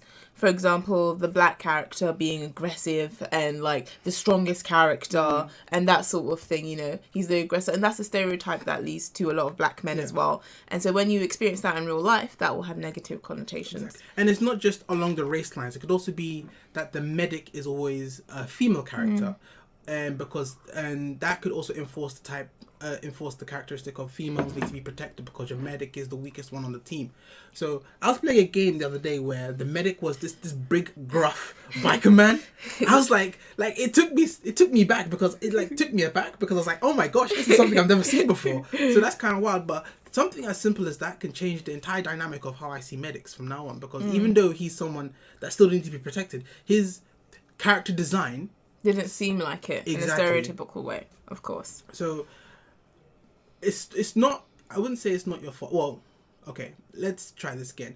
We all have biases that help us navigate the world because so much information is being thrown at us at any given time. So it becomes all too easy to group and categorize based on our experiences and education. That's why it can be so dangerous when we are misinformed or miseducated, or believe that our perception of reality is an honest and objective view of reality. Unconscious bias is actually much harder to determine, and tackling these inclination ideas occurring in the subconscious is certainly chasing a ghost, because you have that feeling. It's almost, and that feeling can sometimes be confused or coupled with an instinctual feeling. For example, you're walking down the street, you've been consuming a lot of media lately, and you've been reading a lot of blogs and all this sort of stuff, and this is targeted towards a certain demographic. And so when you meet that certain demographic, when you're walking down the street, something tells you, and you say this is your instinct or your feeling, cross the road, this person is dangerous. But is this person dangerous? And this is where things can get a bit sticky. Is this person dangerous because they look like they're dangerous? And when you say, do they look like they're dangerous? It's what you've been consuming, that people who look like this person are dangerous people. And so when you see them, you're like, that's a dangerous person. So that is where your unconscious bias is coming in, whereas you're getting a lot of media telling you these people are dangerous. So when you see them on the street, that person must be dangerous. And you mistake that sometimes with a feeling of being unsafe, when really you have to, I'm not saying you go down dark alleys and chase like that. You don't look too dangerous to me. Yeah. It's just waiting 1 second and thinking, is this person, where is this feeling coming from? You have to challenge those feelings within you, because some of those feelings, yes, sometimes they are valid. That person might be dangerous, or some of that is your unconscious bias, and really that person isn't dangerous, but because you've been consuming a lot of media and a lot of these things telling you that person is dangerous, that's why you think that way, you know? Yeah. And this is not just walking down the street, this is the hiring process as well, you know? Someone walks in, they're from a specific demographic, no, they don't look like the right fit for our company. Those are dangerous words which are really, really, really, really unsafe for the work environment, who you're hiring and things like that, which is why unconscious bias plays a really big role in terms of the gaming industry and trying to really diversify it as well. And the problem that we're having from like the grassroots hiring process, even people getting into it as well. Like my sister said, unconscious bias isn't something that can be tackled in a day. There is no workshop you can go to and then suddenly you're cured and then everything's okay. It's a constant battle. Although do go to that workshop. You are constantly challenging your own beliefs and your own objective views to further yourself and create a better environment for everybody. So like my sister said, the first step is actually recognizing that we all have unconscious biases. We all do. Like, you can't live in this world and consume media and not have any kind of biases towards any kind of inclination, okay? So that's the first step. The next step is to challenge and question your own beliefs, even to the most fundamental level. So I remember, I'm going to be a little bit ashamed of myself. I remember I was walking down the street one time. When I go to get my hair cut, I go to my barber. It's an experience. So I always like walking there and taking my time. As I was walking there, I looked across the street and I saw a young black lady with 2 white kids. So then in my head, I'm like, that was odd. And then I had just finished writing this script, so it was still fresh in my head. So I was like, why did I say that? Why did I think that's odd? Like, I don't know her situation whatsoever. I just saw 2 young white kids. I saw a black lady, and then suddenly I'm now thinking, that's odd. What's going on here? Yeah. When it could have been like Anything. It could be anything else. It could have been anything else. It could have been a friend taking another friend's kids out for like ice cream or something. It could have been anything else. But my immediate reaction was, what's going on there? Thankfully, this media that I was consuming when I was writing the script, I caught myself. I stopped in the middle of it and I caught myself in that moment. I'm like, why did I think that? What was I doing? Like, where did that come from? And then, I'm not saying I'm a genius where I was able to... Eureka, I got exactly, it. Exactly, like, dissect myself. But the step was I had to question my own, why was I thinking like that? Make sure that... So then I actually it looked kind of creepy because I looked at them properly. I'm like, the kids are having fun. They don't look like in any kind of distress. The lady's laughing. This was purely on me. Like, the snapshot that I saw wasn't the actual story that was playing out in front of me. So those simple interactions, I can understand why some people would say that it's difficult because it's an ongoing battle. Yeah. Me on the way to the barbershop where I'm having a good time and I'm not even there, and then suddenly I'm in this other place now. So it's an ongoing battle. It's a constant fight where we have to keep fighting this thing. You have to keep on challenging your own beliefs. You have to try and think objectively in a situation. Otherwise, we'll remain in a system where it's people would rather value order than justice. Yeah. If you understand what I'm saying. So, but that's outside the realms of video game. But how this problem can trickle down into video games is video games can be a very powerful medium, similar to films, similar to books, in telling stories that both allow a reader and the consumer to walk in someone else's shoes. And like films and like books, sometimes people can base their opinions off those as well. Yeah. We consume a lot of media. And whether we like to admit to ourselves or not, no one's exempt from this. I don't care how much of a genius you are. And it affects you and it influences how you think as well. It's human nature. What we see and what we see will influence us. We can't help it. So with that in mind, we also have to be very careful about what we allow to influence us as a gamer and also when you are as developers. Yes. So there's certain tropes that is perpetuated in the gaming industry. For example, the damsel in distress. I don't know how many games I've played where there's a woman and she's, oh my god, she's been kidnapped or something like this. And then you, as the man, the protagonist, you have to go out there and you have to save her by any means necessary. And you and your bros, you fight every mission and you just conquer everything. And then you save the woman and she's so grateful and she's so thankful. And that's your prize at the end. The woman is your prize at the end. And that is a very sort of a dangerous stereotype to perpetuate. And it's those stories, they happen. I'm not saying that's never happened in the history of the world where a man hasn't saved a woman's life. Of course that's happened. But when we keep seeing the same story, the same narrative pushed in different formats, in different games, this can perpetuate a certain thing where as a man, when you're consuming that, you're like, yeah, I've got to save women. Women are there to be saved and are as a trophy. And as a woman, you'll be like, well, I've got to wait for a man to save me because I can't save myself. And that sounds like a very oversimplification, but when you're seeing that from different places, it will become how you think, where you won't even consider trying to save yourself in a situation or things like that. And you will also see yourself as a woman, you'll see yourself as a prize to be earned by a man, as opposed to as someone who can save themselves in their own stories in real life. It's not just, it's more than a game because it's something that is affecting the way you think. And if it's affecting the way you think, it's all going to affect the way you act. To add on to that, so essentially what my sister is saying, actually I don't want to explain it, but she's absolutely right. This trope usually involves beautiful, innocent, helpless young women, normally the female leads. They're placed in a dire predicament by the villain, monster, alien, you name it, we've got it. And it requires a male hero to come to her rescue. So you see it in loads of games. Super Mario, Dead Space, the entire trilogy, Last of Us Part 1, where what you call it, Ellie. When Ellie couldn't swim, oh my god. Oh, I couldn't deal with that. And Star Wars: The Force Unleashed, Devil May Cry 4 with Kyrie, Infamous with the girlfriend, Prince of Persia. It's everywhere. And what makes it worse is that Princess Peach. At one point, you have to wonder if she's just escaping. Yeah. Maria, you gotta let her go. You just gotta let her go. Mario has been dumped. Let her go. But did she escape?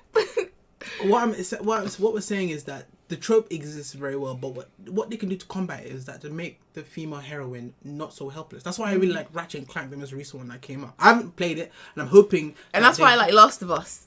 Still part 1 and part 2. Part 2. Because you're not helpless. You know, you can fight people, you can do things. You're still saving people, but and you're still being saved as well. Which is what I'm saying, that you don't have to. We're not saying get rid of these stories because they don't exist. Diversify these stories, for goodness sakes. Don't just have it one narrative all the time. There are so many different stories to be told, and gaming as a medium is a wonderful way to tell these stories, which is why we need a diverse range of stories being told. So, this trope occurs, but one of the ways they can also combat it is that you don't make the female heroine so helpless. Like a lot of when the male hero is placed in a trap or by he's put in a sticky one, he can escape. He uses his own ingenuity to escape. Whereas when a female lead is put there, let me just wait for a man to save me. He's got this. So it plays on the psyche of the consumer if a guy's playing and he says, "Oh, women have to be saved." That's why I get those kind of like creepy kind of guys who are like the chivalrous ones. Is like they'll take. The media does play a part in this, and we have to own up to that because this behavior didn't come out of nowhere. Yeah, they consume this kind of media, and then that's how they genuinely think. It's in books, it's in films, it's in games, and so if you're seeing it everywhere, well, then this must be true. And when you're consuming this as a child, and then you're a teenager, and you keep seeing the same thing, you're gonna grow up thinking this way, and it's not really gonna be challenged because maybe there's 1 or 2 games that go against it. But if the majority are that same sort of storyline, well, then it stands to reason that you're going to think that way as well. And that's sort of a herd mentality, which is part of unconscious bias, where everyone is thinking this way, so this must be true, you know? And that, I know that sounds like, oh, I don't do that, but most people, it's just easier to, and your brain just groups all of these things together, and this is the right thing, we've seen it loads of times, this is correct. And when you keep seeing it in different places as well, in different sources, that's the confirmation bias. Then this must be then true. And this is not the only tropes that are like known within the industry. There's the over sexualization of female characters, where one of the a running gag is that a male in a suit of armor. He's got all the suit of armor. He's got the whole gladiator suit, and he's got like the iron chest, and he's got a helmet on, and the woman is in barely a loincloth. And you're like, how is she even protected? Like, from the actual narrative standpoint, I'm like, how are they both 50 points of armor? Like, how does that make sense? Like, you've got the full suit of armor, and you got a loincloth, and you're telling me that's 50 points. And it's just like, and the proportions that they have on some women when they draw these female characters is such a joke. And it's the majority as well, where you're seeing the over-sexualization of women, and you're seeing that a lot. And it's just like, as a woman, when you see it, you're like, oh, you know, you got to pick the character who's got the biggest boobs in the world. You're like, okay, aerodynamically, how does she even get about? Because well, does this even work, you know? And it's really frustrating when you see that and you keep seeing it. And then also this comes in line with then jokes are being made, you know, about these sort of things. And it's like, oh, boys are being boys, and those situations will perpetuate that sort of culture, which is what we're trying to get rid of as well. When it comes to the over-sexualization of females, it's gotten a lot better in recent years, and I'm only saying a couple games. Like, I think Ellie, and this may be controversial, but Abby as well, their character design was intentionally done that way, because Abby, at the end of the day, whether you like it or not, whether you agree with the story or not, Abby, at the end of the day, she was a soldier. So therefore, she had the physique of a soldier, right? Same with Ellie. Ellie may have not have been as buff. She was more of a nimble. She was nimble, and that to me was like perfect character design. Yeah, I like the way they were both strong in different ways. Exactly. You can be strong in the way Ellie is, where she's stealthy and things, and you can be strong in the way that Abby was, where she's strong and she packs. When I was hearing, I was like, she's very strong, and I loved her character, and it was nice to see two different people who were still considered strong though. One wasn't weak because Ellie is shorter and more small, and so I guess she's the weak one. No, she was just as strong. We've seen how feisty Ellie is. It's not that she was just as strong, she was just as capable. She was just as capable, yeah. But I'm saying strength was in different ways. That's what they showed. I love that they showed that you can be strong in different ways. You know, you don't have to be a buff hench person to be strong.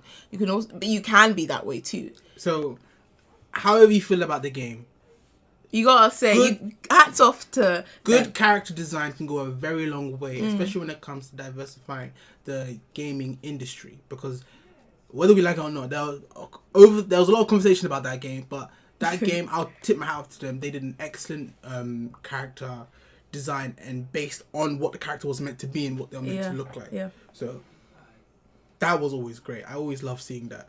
So how does unconscious bias taint the game industry from the grassroots to the very top? I feel like from the grassroots, when your character creation is not easy, the amount of research and understanding that goes into every character, even the generic ones, is a lot. We're not, like, the devs do not have an easy job, you know, when they're creating this, either mammoth games or even small, any game that we have spoken to indie developers who, it was a one-person team and they were doing everything themselves, to big studios where it's just like 100,000 of people are working on this one game. And it's not easy however you spin it. We know this. Then from there you build their personality, appearance, and position in the story. So sometimes this research can be based from a confirmation bias. So how you're developing a character. So this character is black. So they sound like this, and they speak with slang, they walk with a swagger, and that sort of thing. And this is how I know that. From your standpoint, as a developer, you see, this is how black people act, you know? They should know about Harlem or Brixton. If they're a Londoner, they've got that street slang on. They're a roadman. Deep Camden. Deep Camden. Or somewhere in South. And that's what you think that all black people must behave like there. That's why when you get characters who are researched right and the culture was actually represented respectfully, and honestly, we all...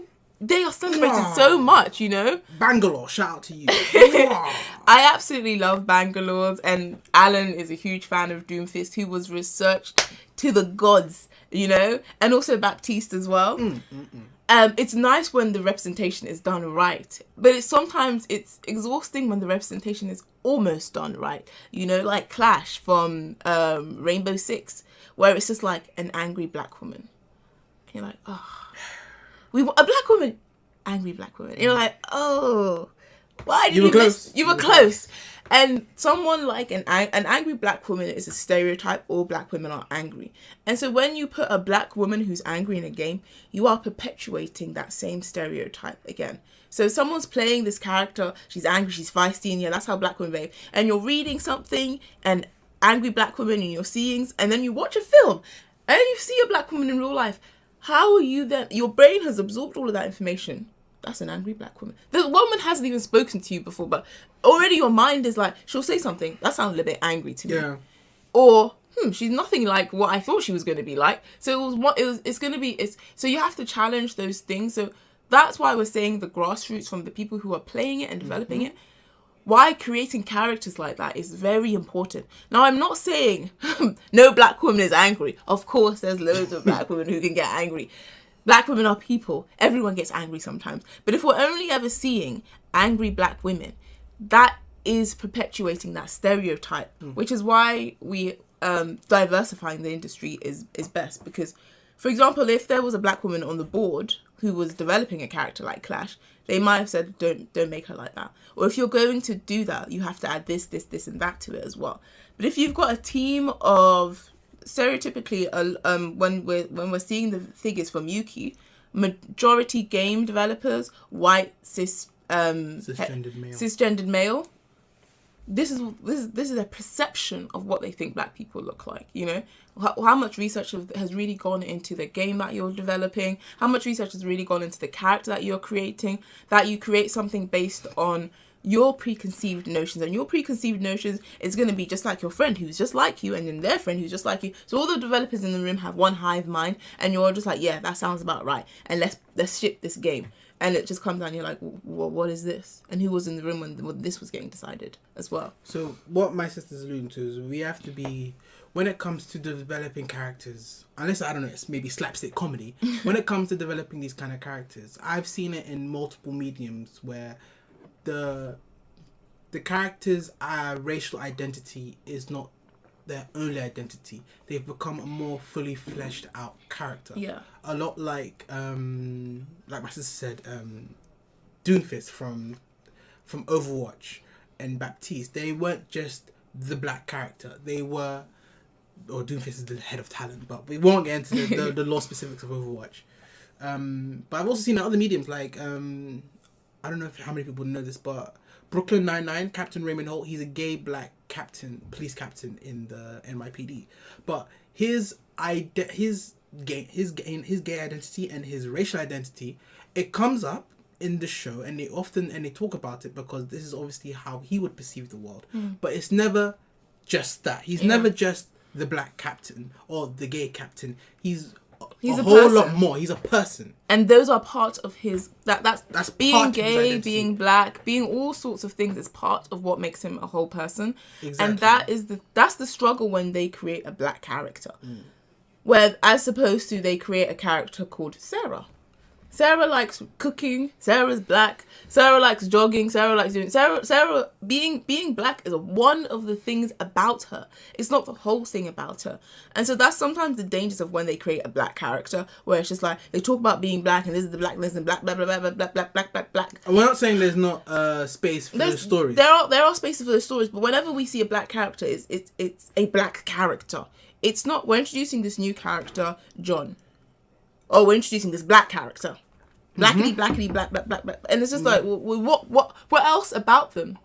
Aside from the fact that we know they're black, because you just said that so many times. But what do they like to eat? What do they like to do? What are their abilities? What's this? What's that? What's that? And that's sometimes where it's gotten so wrong, where representation for representation's sake is sometimes just as harmful. The tokenism is sometimes just as harmful as when we're not represented. Because when we're not represented correctly, then you're just perpetuating the stereotype, and that is just as much harm as when we're not represented. When we're not represented at all. So we have to be represented correctly, and it's not such a Herculean effort to be represented correctly. We just want to be represented like all the other characters on the roster. All the other characters are characters. You don't say this is our introduction to our new white character. You just say this character's name is this, and this is their abilities, and this and that, and this and that. But when I feel like when it comes to diversity, it's such a, we got to make sure that it's the diversity talk. It has to be approached in the obviously that should be in the back of your mind that we have to treat this carefully, but it should be approached the way you approach other characters, where they're well-rounded, they have a backstory, they have this, they have that, they have this. And I will say Apex is a game that does that very well, where you have characters. Some of them are from different places in the world. And obviously in Apex lore in the universe, but you can see that they're from Earth. If we're talking about Earth standpoint, technically speaking, the lore in Apex gets a little bit of a mad one, but you know, but what I'm saying is, it's nice to see that they are. One of the characters is Samoan. He's gay. He's this. He's a tank. He's got abilities. He's got so many facets to his character. He's lively and fun. And then another character, she's black, she's a soldier, and she's quite formal sometimes, and she's, very much blunt. She's also black, and it's nice to see that their race is part of their character and not the whole thing about them. So they're well-rounded, and it's done correctly and authentically. And we can see the difference between when a token is just plopped there and when there's actual research done. And I think because of what Apex is doing, they're allowed to get away with someone like, look at Loba, how sexual she is. Yeah. That could have been very wrong in a different game. Wrong, but because of the other representation that they've shown in the other female characters, like Wraith, like Lifeline, Bangalore, Lifeline, Watson. There are women who like being... they're open with their sexuality, they like being sexy. And that's fine. And I feel like that's when the argument of, you shouldn't sexualize any woman. No, that's not what we're saying. We're saying stop over-sexualizing women. Why is every character in a loincloth? Not all women dress like that, please. There are some women who don't mind dressing that way. each to their own. But when we literally, that's all we're seeing. I mean, come on. You know, first of all, it's not even realistic here. And that's what it's important that we still get to see women who are sexy. So it's not just like everyone has to be in like, you know, a brown bag. A brown shapeless bag. That's not what we're asking. Some people want to wear this brown shapeless bag. We need options here. That's what we're saying. Options. And that's where we come full circle back to diversity. This is why it's important, one, to challenge your unconscious bias, and two, to diversify actual content that's being produced by the gaming industry. The diversity is at different levels. It's the content creators, so the people who like are influencing marketing these games. So when we see a game and there's like different influencers, oh, let's play this game together, they have to be diverse. The people representing the games have to be diverse. The people developing the games, because you actually create a better game in that way. You know, someone will bring, for example, the Doomfist character. Maybe one of the people who was on the developing board was like, actually, I've just traveled from Congo or from Nigeria or from here or from that, and I just read up that there was this happening. We can add it to his character. You know, and if you didn't have a person who just traveled from there, then you wouldn't, that piece of information that would round the character off would have been. If you have everyone who thinks the same, talks the same, acts the same, you're going to get the same opinion across the board. You're going to get a pretty bland game. But if you have people from different areas, it's actually, the research shows this. When you diversify a company from the ground up, it tends to make more money, because then it will then go on to attract a more diverse consumer base. But like my sister was saying, and don't you guys? So that's the shareholders talk. It will make more money. Literally, it will make more money from the consumer standpoint. People being represented, it means everything to you. I don't know how many people took to Twitter and just flooded it with the fact that there's a character in Apex who's non-binary, and just that's one of the characters. They have loads of different things about them. The fact that they were also non-binary meant so much to so many people that they'd included that about them. And it's just, and that's what representation means. It means so much to the people who don't get represented, you know? And so like for other people, it's like, oh, okay, cool. I like their ability. And that doesn't mean that much to you, but for the person who's playing that, who's non-binary, it's like, oh wow, this is amazing. That's how I felt when I played Bangalore, when I played Lifeline, and I got to cosplay them. You know, there's someone there that looks like me, you know, that represents me in an authentic way. And I feel like when the industry, they see you, they're respecting you in that way. You know, I feel I will no longer, I don't like playing games that doesn't respect me as a consumer. There are games that have actually no black women in them at all, and I'm just like, what is this? Unless it's that the game is one person and it's just like a side scroll, I'm like, okay, fine. There's only one character in this game. That's fine. But if it's a game and the roster is huge, and I'm just like, why am I not represented in this game? You know, why don't you respect me enough to represent me? Then there is a problem here. Or when I'm being represented in a way that is harmful or disrespectful. And then I'm just like, why is this happening? And then I'll look deeper into this game and wonder why this is happening and why this is being perpetuated, you know? So it's not enough that we're getting tokens or these sort. It has to be, the hiring process has to be different. The people who we're using for our campaigns have to be different. It has to be different from everything, the structure itself. Quite literally the grass, yeah. Quite literally from the bottom, from the absolute foundation to the very top, needs to be different. You know, it has to be diverse, so that the people in the boardrooms making these decisions are from diverse backgrounds, and so they'll have different beliefs, different ideas, and that will make for creating something that's better and also more authentic. So, we're wrapping up here, but onto if there are any questions when it comes to that's actually a talking point. When it comes to questions, I think that developers, they need to reach out to communities who often represent these kinds of issues and topics, because what better way to get the character right than to ask people who you want to represent? Mm-hmm. So we have to also normalize letting game companies saying, I don't know how to do this. Yeah. How do we do it? And that's fine. I feel like we shouldn't, you know, be like, oh no, you should know from no. If you don't know something, ask. And as Alan is always saying, you have to have those uncomfortable conversations to become comfortable. Mm-hmm. And these are the times that we're putting that work in, you know? We're asking these questions, we're doing this, we're doing that. How do we do these things? How should we go about... For those of you who, I don't want them to take this advice to the tree, it's not that you can go up to any black person and they say, so how do you feel about this? And why do you feel about that? Not every single black person is an activist when it comes to black. Sometimes, or should be either. Sometimes they just want to relax and go about their day. When I put on this jumper and I'm recommending gamers, this is me putting on my uniform and telling you, come to me with questions. Let me know. I do my best. I sit here and I do the research. I make sure I get it right, to my best of abilities. I'm not perfect. Come to me, ask me questions, and then nothing makes me feel happier when someone asks me questions, and I don't fully know, because that means I can go home, do the research, and come back to you, and then explain it to you. So please come to us, come to people who you're trying to represent, and talk to them about how they would like to be represented.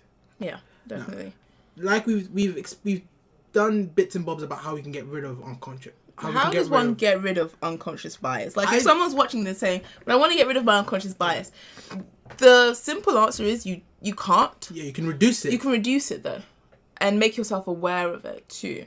You know, that is actually one of the steps. One of the steps of reducing your unconscious biases is just be aware that you have unconscious bias. Be aware that you're influenced by the media around you, and understand that things in games and in media, they're like that for a reason. They're not a true representation of real life. That is someone's idea of representation of real life. It's not an accident that in Game of Thrones all the barbarians were of Asian or Arabic descent, and all the knights were all white. It's not by accident that was like that. That was someone's idea of what it was meant to look like. Yeah, of what a barbarian meant to them and what a knight meant to them as well. Even though, historically speaking, Arabs have probably, the Ottoman empires have probably one of the best formations and militaries in the world. But that's what I don't know what you call it. Go off topic. But so the first step is to understand that we all have biases and we all can do our best to reduce it. The second is to question those biases as well. Like, I'm not saying that everything I've read is wrong and this is out, but just take it's literally that pause of, first of all, the unconscious bias training. I would definitely recommend that, and it will just open your mind up to this article that is written. So I won't name it, but we all know that certain news articles have skewed perception to certain football players and things like that. And when you're reading it, you're just like, how you can clearly see that the person writing this article does not like who they're talking about, and this is not written objectively. Those are the sort of things that you have to try to open your mind up to. Why is this happening? Why? Like, it's the questioning. You know, why did I just think that about that person? Where did that idea come from? You know, I'm watching this thing on TV, and this character that always comes on is always this way. Like, those are the little things. From once you realize unconscious bias, you're like, let me just consider that. Let me just consider this. Let me just consider that. Let me ask myself why I'm thinking that way. Having an open allows you to open up your mind to more possibilities that you didn't think that you would believe before. And have honest conversations with yourself and with other people as well as to, why do you really think that way? And it's fine if, like, you're uncomfortable in the beginning of, it's okay.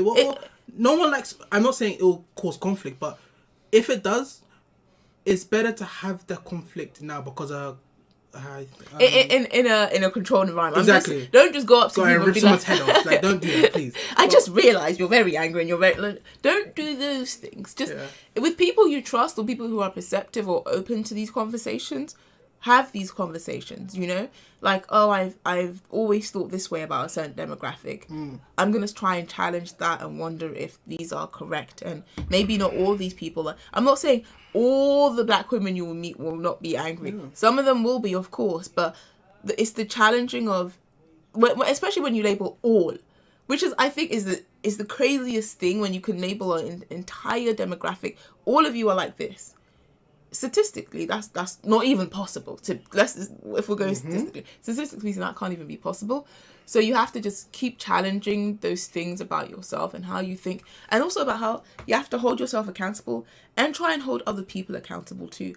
why did you just say that? And not in a hostile way, just in an open way, like, oh, how come you think that, and how come you think this, and how come you think that, and oh, I think this and I think that, and da-da-da-da. So it's a back and forth as opposed to a hostile. And don't you think that, like, I'm suddenly so wise right now and I have all the answers to you. It's just like, simmer down, let's just have like open conversations, you know. And I think that is the first steps into lowering your bias. And then going on with that, you have to understand that this is an ongoing thing. And you can never turn it off. Once you turn it on, I don't really think you can turn it off, because once you've opened your mind to that kind of extent, you'll begin to see everything in a new light. And you'll wonder, oh yeah. Then you'll start talking. So it's something ongoing. So you have to understand, you have to be patient with yourself, and patient with others as well. You have to understand that this is going to take some time, because a lot of the thoughts that people have, they don't even know why they have them. Yeah. So they're still like trying to rack their head, like, oh, why did I think like that? But they know they're right, but they don't know why they're right, and then they go from there. So understand that this is ongoing and it's going to take time, but it shouldn't take too long. But understand that you have to be patient when it comes to these kinds of with yourself and other people as well. Like, if you figure it out, like, this is unconscious bias, that's don't then expect everyone else to be suddenly caught up to it as well. So be patient with yourself and also other people, you know. I think that is there a change in when it comes to a change in the tide, in terms of we've spoken about a lot of games and how some of them are right now and some of them have been. Some games were just like, okay, yep, that was my bad. For part 2 or whatnot, we're gonna make sure that we diversify this thing. And I'm sometimes in two minds about that. Sometimes I think, is this performative, activism, where they're just like, oh no, we've been caught out, let's fire everyone we have and hire, like, here, you're black and you're this person. It's like, okay, don't do that. I think there is, in terms of a change in the tide, I think there is a change happening. Sometimes it's slow, and sometimes it's like, oh my god, that was very radical. But the overall change is for me, it's a kind of baby step-ish, and I wish the change was happening a little bit faster, but I do think we are going in the right direction. We are going in the right direction in terms of some of the new games that I've seen coming out. The representation in them there's a new game called Rezzed. Oh, that's my wife. Oh my days, the vampire that is one of the main vampires in there. I'm just like, okay. It looks amazing.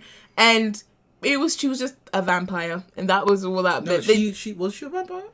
I think she was hunting. I think she was hunting vampires, and it was just like, then there was other characters as well, but she caught my attention because she was a black woman, and I was like, oh, that looks lovely. She had the hair. And it was just like, it was all done so well. And I was like, yes. Because when it comes to sometimes the way we're represented, it's not always done correctly, especially when it comes to the skin tones being ashy. So far, we don't know how this game plays. We don't know how this game plays. Like, wink, wink, no, I'm joking. From the first looks of it, we're just like, we're blown away. Looks good. Because it's done well. Yeah. The skin tones is done well, and skin tones is something that when it comes to black people in video games, is not always done correctly. There's always been huge fights, pushes and pullers, campaigns, different things on Twitter, petition, where it's just like, why does this character, when you scroll down, like the wheel of there's like 11 selections of like beige, cream and all of this sort of stuff, and then there's like 3 different options for, like, there's black, coal, actual coal, like Menta black, dark black, like, yo, there's black. So let me just say this, black people are actually brown skinned people. You would think people wouldn't know that. There are some black people in the world who are actually black, but the percentage of that is very low for most games to be having black, dark brown, mixed-ish, a very light brown. And those are the 3 options we usually get, and we're just like, you don't think that black people come in 3 different colours, do you? At least like the milk chocolate, like, yo. But then the other beige cat are like 8, and we're like, so that the white selection is so vast. But why so when we see the representation done correctly on something as simple as skin color, it gets our attention, and it's it's amazing, and it circles back to you can't be what you can't see. You know, some people are watching things. It's like, I don't know if there was a video of when Simone Biles did that. I know she did something amazing in gymnastics, as she's always doing. And there was a video of a little girl watching it saying, I want to do gymnastics now. And it was just like come full circle. You know, like she's seeing that it's possible for a black woman to do gymnastics. So now she wants to do it. And sometimes it's literally as simple as seeing that someone out there is doing this thing. They look like me. I can do that too. And I'm not saying I'm going to turn into a vampire hunter, but now that I've seen this game... Hey, you never know, you know. Like, 2020 was mad. It's like, I can create a game, and she can be black, and it look like it's going to be a huge release. So those are, like, that's the baseline that we're talking about. And that's what representation means to us, you know. It means it's that deep, where it's just like, you can now, you know, you can't be what you can't see. And it's as simple as that. That's what she said, where you literally can't be what you can't see. So when you see yourself represented, you then think, this is a possibility for me. You know, I can maybe do that too. So yeah, that is, I feel like that is, we wrapped up, and I hope, of course, we can't technically take questions because it's a pre-recording, but DM us. But if you would like to contact Melanin Gamers, we can be found at Melanin Gamers on Twitter, Instagram, LinkedIn, TikTok now as well, YouTube, Twitch, TikTok, you know? Facebook Gaming, and we have the Melanin Gamers. Our website is themelaningamers.com, so please do feel free to contact us at any time, and we want to thank EGX again for allowing us onto this panel. You're the real hero. And thank you all for listening, and I hope you guys have a great rest of your morning, afternoon, or evening, depending on when this is played. See you all later. Peace.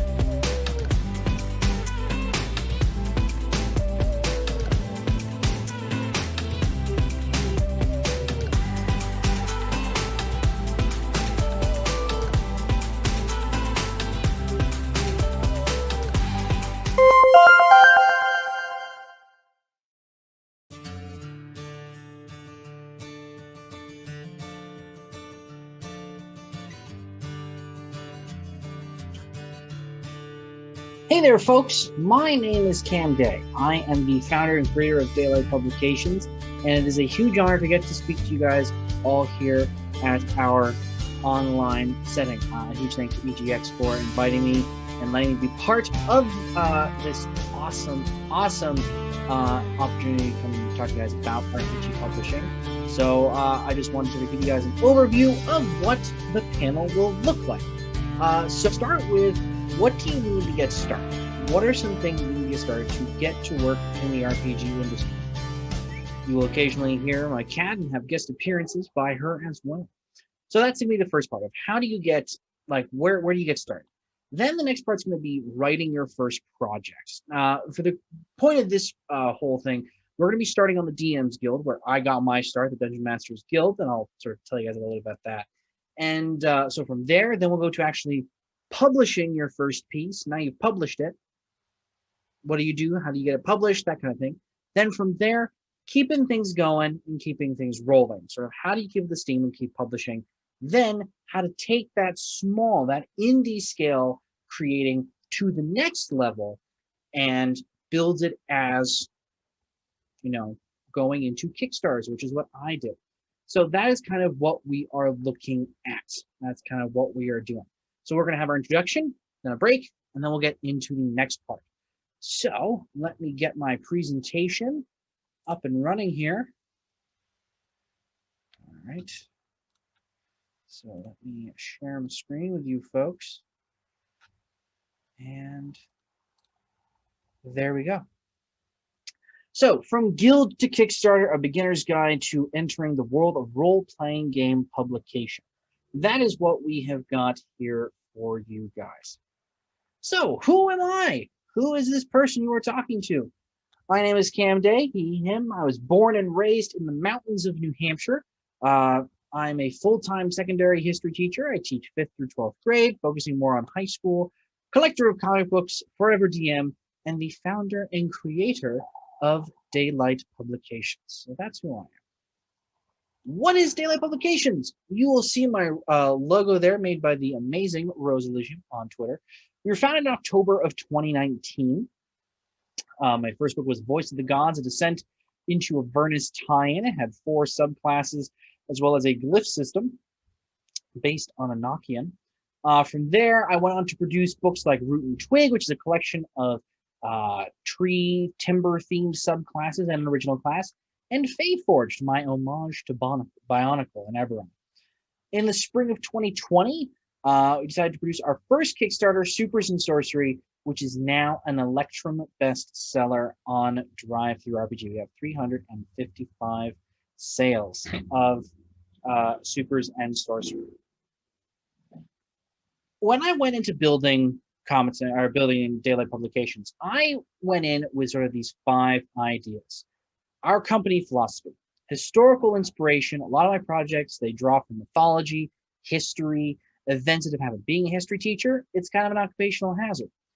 Comedic value, I want things to be funny. I want people to have fun with them. I want them to be epic and outstanding and slapstick and just crazy.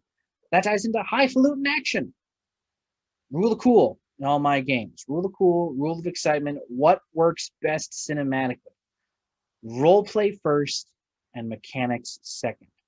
A lot of my stuff is overpowered. A lot of stuff I produce is zany, it's out there. It's not the regular norm for D&D. That's how I work. That is how my company works. That's what I support in all my writing projects. And that's what I push for, because at the end of the day, D&D is about creating a story. Any role-playing game is about building a story. And that's what should come first. So, getting started. How should you get started? Get onto the socials. Getting on social media, which we all mostly are nowadays, is going to be an amazing first step for you to take. It gets your name out there. It's an incredibly huge step to get your name out there. And it's connecting to see what other people are doing. What are other folks doing? How did other folks get into the hobby? You know, who can you connect with? Who can you build with? Social media is a massive resource. You can connect with writers, artists, creators, editors, layout and graphic designers. You have this huge spot, this huge area that you can take advantage of, and social media is there. and it helps you develop your marketing and networking skills. So the two social medias you'll see here that I have, Twitter and Discord, pretty common.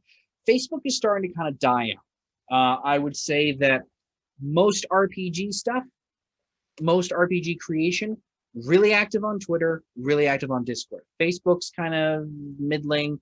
Other social media platforms, not so much. I don't think I've heard of there being an RPG Snapchat. TikTok is definitely becoming very big, more so for just like D&D fans. So if you make the migration from TikTok to Twitter, you'll be able to build those connections there. So get on social media. I know some folks might not like it, but it's a huge first step. What is your brand and logo? This kind of connects with what we're going to talk about in step number 3 for getting started. What do you want your logo and brand to be? You know, what is the first thing people think when they look at your logo? What is the story that your logo tells? This is really important, especially to marketing, because if you don't do that, folks aren't going to recognize you. They're not going to see your book and say, I know that's so-and-so's book. I know when folks see my logo on my books, they know, yep, that's something Cam did, or that's one of Cam's projects, or that's one of Cam's teams. They know what they're going to get when they see my logo. So for example, our logo is a copper dragon. Copper dragons are jokesters and storytellers. So folks know my products are for laughter and narrative. That's what I'm talking about. That instant recognizable. We all know what different logos stand for. I'm not going to get into the the meat and potatoes of it because it's pretty basic stuff. But think about it. For example, World of Warcraft. When anyone looks at the WoW logo, they know, most people know, yep, we know something from that. So think about that. What is your brand and logo? What is your niche? What is your niche? Niches are fun. Niches can be super helpful, and that helps you find your people. When you're getting ready to start publishing, think of what you like. Think of, okay, this is what I do in my home games, or this is what I do here, this is what I do there. That can help you build a base to develop from. So what is your specialty when it comes to creating, when it comes to playing or writing or DMing? Subclasses, magic, feats, races, optional rules, conversions from older editions, adventures, monsters. What is your niche? What is your niche? If you figure that out, then it's going to make things a lot easier. Join online writing opportunities. Say you're nervous about getting started on your own. Like, I don't know if I could start like right off the bat on my own. That's when you look for groups where you can continue or begin to network and connect with other creators like yourself. From artists to writers to editors to sensitivity readers, there is a literal smorgasbord of places where you can get help, where you can learn. Be friendly, be kind, and be smart when you're in there. Last thing you want to do is get into a server or get into an anthology project, and it's your first time, and start burning bridges. I've seen it happen. It's not pretty, and it costs what could have been really good writers to have a very lonely and isolated life, or it just kind of shows that you might be an asshole. So anthologies are really great. Join big writing projects like Through the Veil, Uncaged, and the Blood Ties anthology. The Blood Ties anthology was actually technically the first writing project I had signed up for on the Guild, created by my friend Darren Kinney. And it was this collection of 12 new adventures for D&D, all themed around blood and that kind of thing. And so that was the first anthology I ever got to be part of. And it was really, really cool. There's a lot that happened with that project, and I learned a lot. So we're going to stop here for our first break. Like I said, 5, 6, 8 minutes, we'll break. Then we'll come back, and that is what we'll start on the next part of writing your first product. Writing your first product. So see you guys in a little bit, and take a break, get some water, that kind of thing. We'll see you in a few.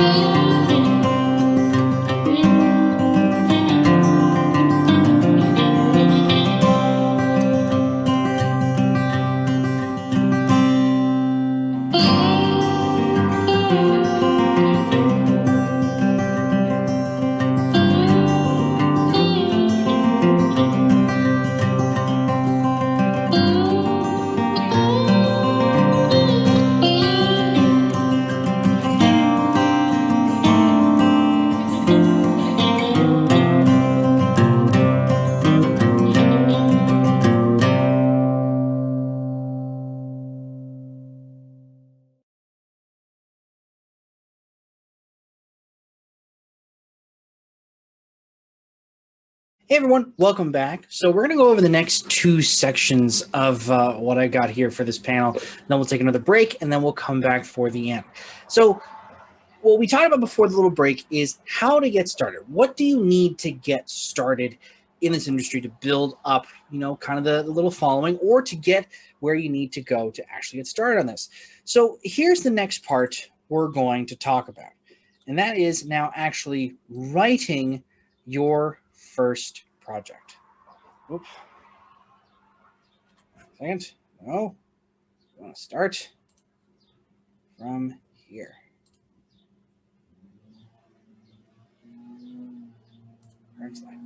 So, writing your first project. This is actually what we're going to get into. Like, what do you need to write your first project?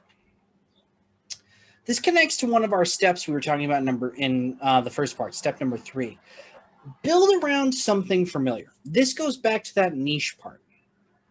9 times out of 10, go with something comfortable that you are used to. For me, it was Warlock Patrons.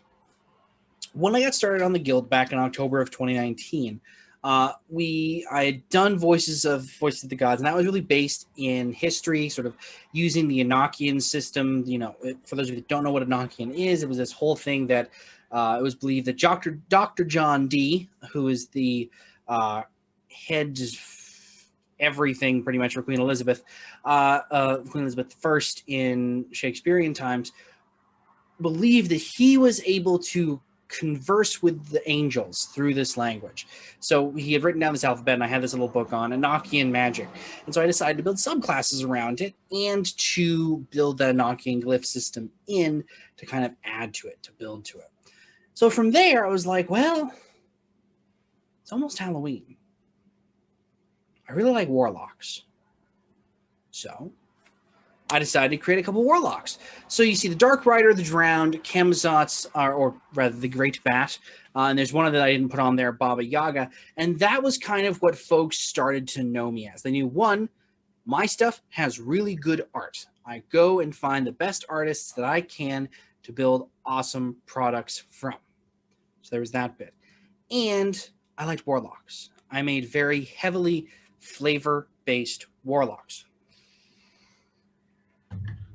Play to your strengths to show what you can do right off the bat. If people know, and this is all about also building your brand, if people know, hey, I can go to that person, I can get some bomb-ass warlock patrons, or I can go to that person, and I can get some bomb-ass one-shots. That's where you can start. That's where you can build from. But it's important to not pigeonhole yourself, because while it can be good to market yourself that way, if I only stuck with warlock patrons, people were probably going to get very bored of me very quick. They were going to be like, yeah, if all he can do is warlock patrons, then what's the point? I can go and get warlock patrons from, somebody else that's doing them when, sure, cams are great, but that's all he does. He doesn't show any difference. He doesn't show any ability to change or adapt. So we're thinking about this. What do you want your first product to be? You have your brand. You've got a fun logo for the inside of the book cover, because if we're starting on the guild, you cannot put your own logo on the front of the cover. It has to be the Dungeon Masters Guild logo. There's a ton of awesome resources out there about how to get started on the guild, and we'll go into it a little bit more later on. But if you're starting in the guild, which is where I started, the guild logo has to be on the front. You cannot have any others. And then, so what are you going to write? What are you going to write? Step 2, find an editor.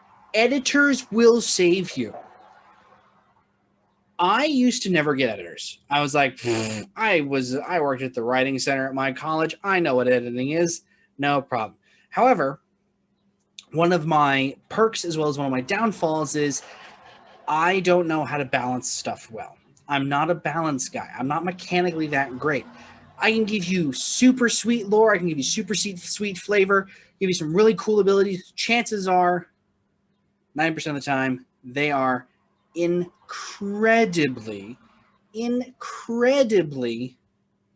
overpowered. So we writers like to think we can spot everything ourselves. Hate to break it to you, but we cannot. Editors are godsends. They may be critical, but they're only there to help you and assist you. 9 times out of 10, my products become way better because of editors. And I really didn't get how important it was having an editor until we did Supers and Sorcery. When I was like, this is a 216-page book. We need some editors on it. And luckily, we were able to find some really awesome ones on the team, and just really, really good work. So editors, very important. Find an artist. I love artists. So many of the artists I find for projects now are really good friends of mine. If I need something really quick, I can usually get them up, like a hold of them and be like, hey, can I get this? Can I do this? If not, can you point me to someone who can? And that's great. That is awesome. Take advantage of that. Now, on the guild and drive-through and other resources like Adobe Stock, yes, there are stock art packs. Drive-through DM's Guild ones, there are base packs of old Wizards art that you gain access to by publishing on the guild. So you get them. It's great. They work in a pinch. You find a good piece, huck it on there. However, the downsides are they're often really low quality. A lot of them are not really they don't have good resolution. They don't translate well into PNGs. They really struggle to work well. Yes, you can throw them in there and it'll fix the problem if you just need some quick filler art. But they often don't have quite the right feel. They often do not work. Now, I know some folks that make awesome projects just from stock art, but usually they go the extra mile and they set up an Adobe Stock account and they'll be able to get access to art images. So if you decide, hey, I don't like anything that's on the guild or drive-through, I'm going to go look into Adobe. Adobe Stock is $29.99 a month. You get access to 10 free assets a month that will stack if you don't use them. We discovered using that during Supers and Sorcery was huge. It really helped. We've been using it a ton for Commons and Cockpits. So if you feel like dropping that extra money, which is, again, $30 a month is no small charge, to get access to Adobe Stock Art, there's great stock art on there too. However, there are tons of artists out there who are willing to work with you if you chat with them, and it allows you to build a relationship. Like I said, most artists I've worked with are now my friends, and it's awesome having that side. Plus, you get to see how they grow and develop as artists. You bring more people into the hobby. You help make people's dreams come true. Even if it's indie or homebrew, you are still making their dream happen. One of my biggest thoughts here is don't stick to just one style of art. If you say, okay, I want all my projects to look painterly, I want them to look like Wizards core books. Here's the problem, though. One, it's going to get boring real quick because everyone's going to think, oh, they only have this one style. And yes, good art can get very boring very quick. Two, that's going to be as expensive as hell. You are going to spend so much more money trying to afford really like big painterly artists, that it's going to be kind of a nightmare. Now, there are ways to work around that. We can talk about that a little bit later in the second part. My books often showcase a ton of styles. I like to show off different styles. I like to use my books as ways to showcase different artists. On my website, I have a whole page dedicated to just the artists of every single one of my projects I've worked on. Everybody is linked there. Everyone is linked there so that you can go and see and say, whoa, I really like that. I might want to use them. Or, hey, I want to follow them. Use your projects as a chance to showcase what artists can do. That includes cartographers. It includes the graphic designers you may have, which we're going to talk about next. But really, really, really, that is a huge opportunity that you have to build and expand and showcase artists. Have fun with it and make your book fun and exciting and vibrant. This is, I'm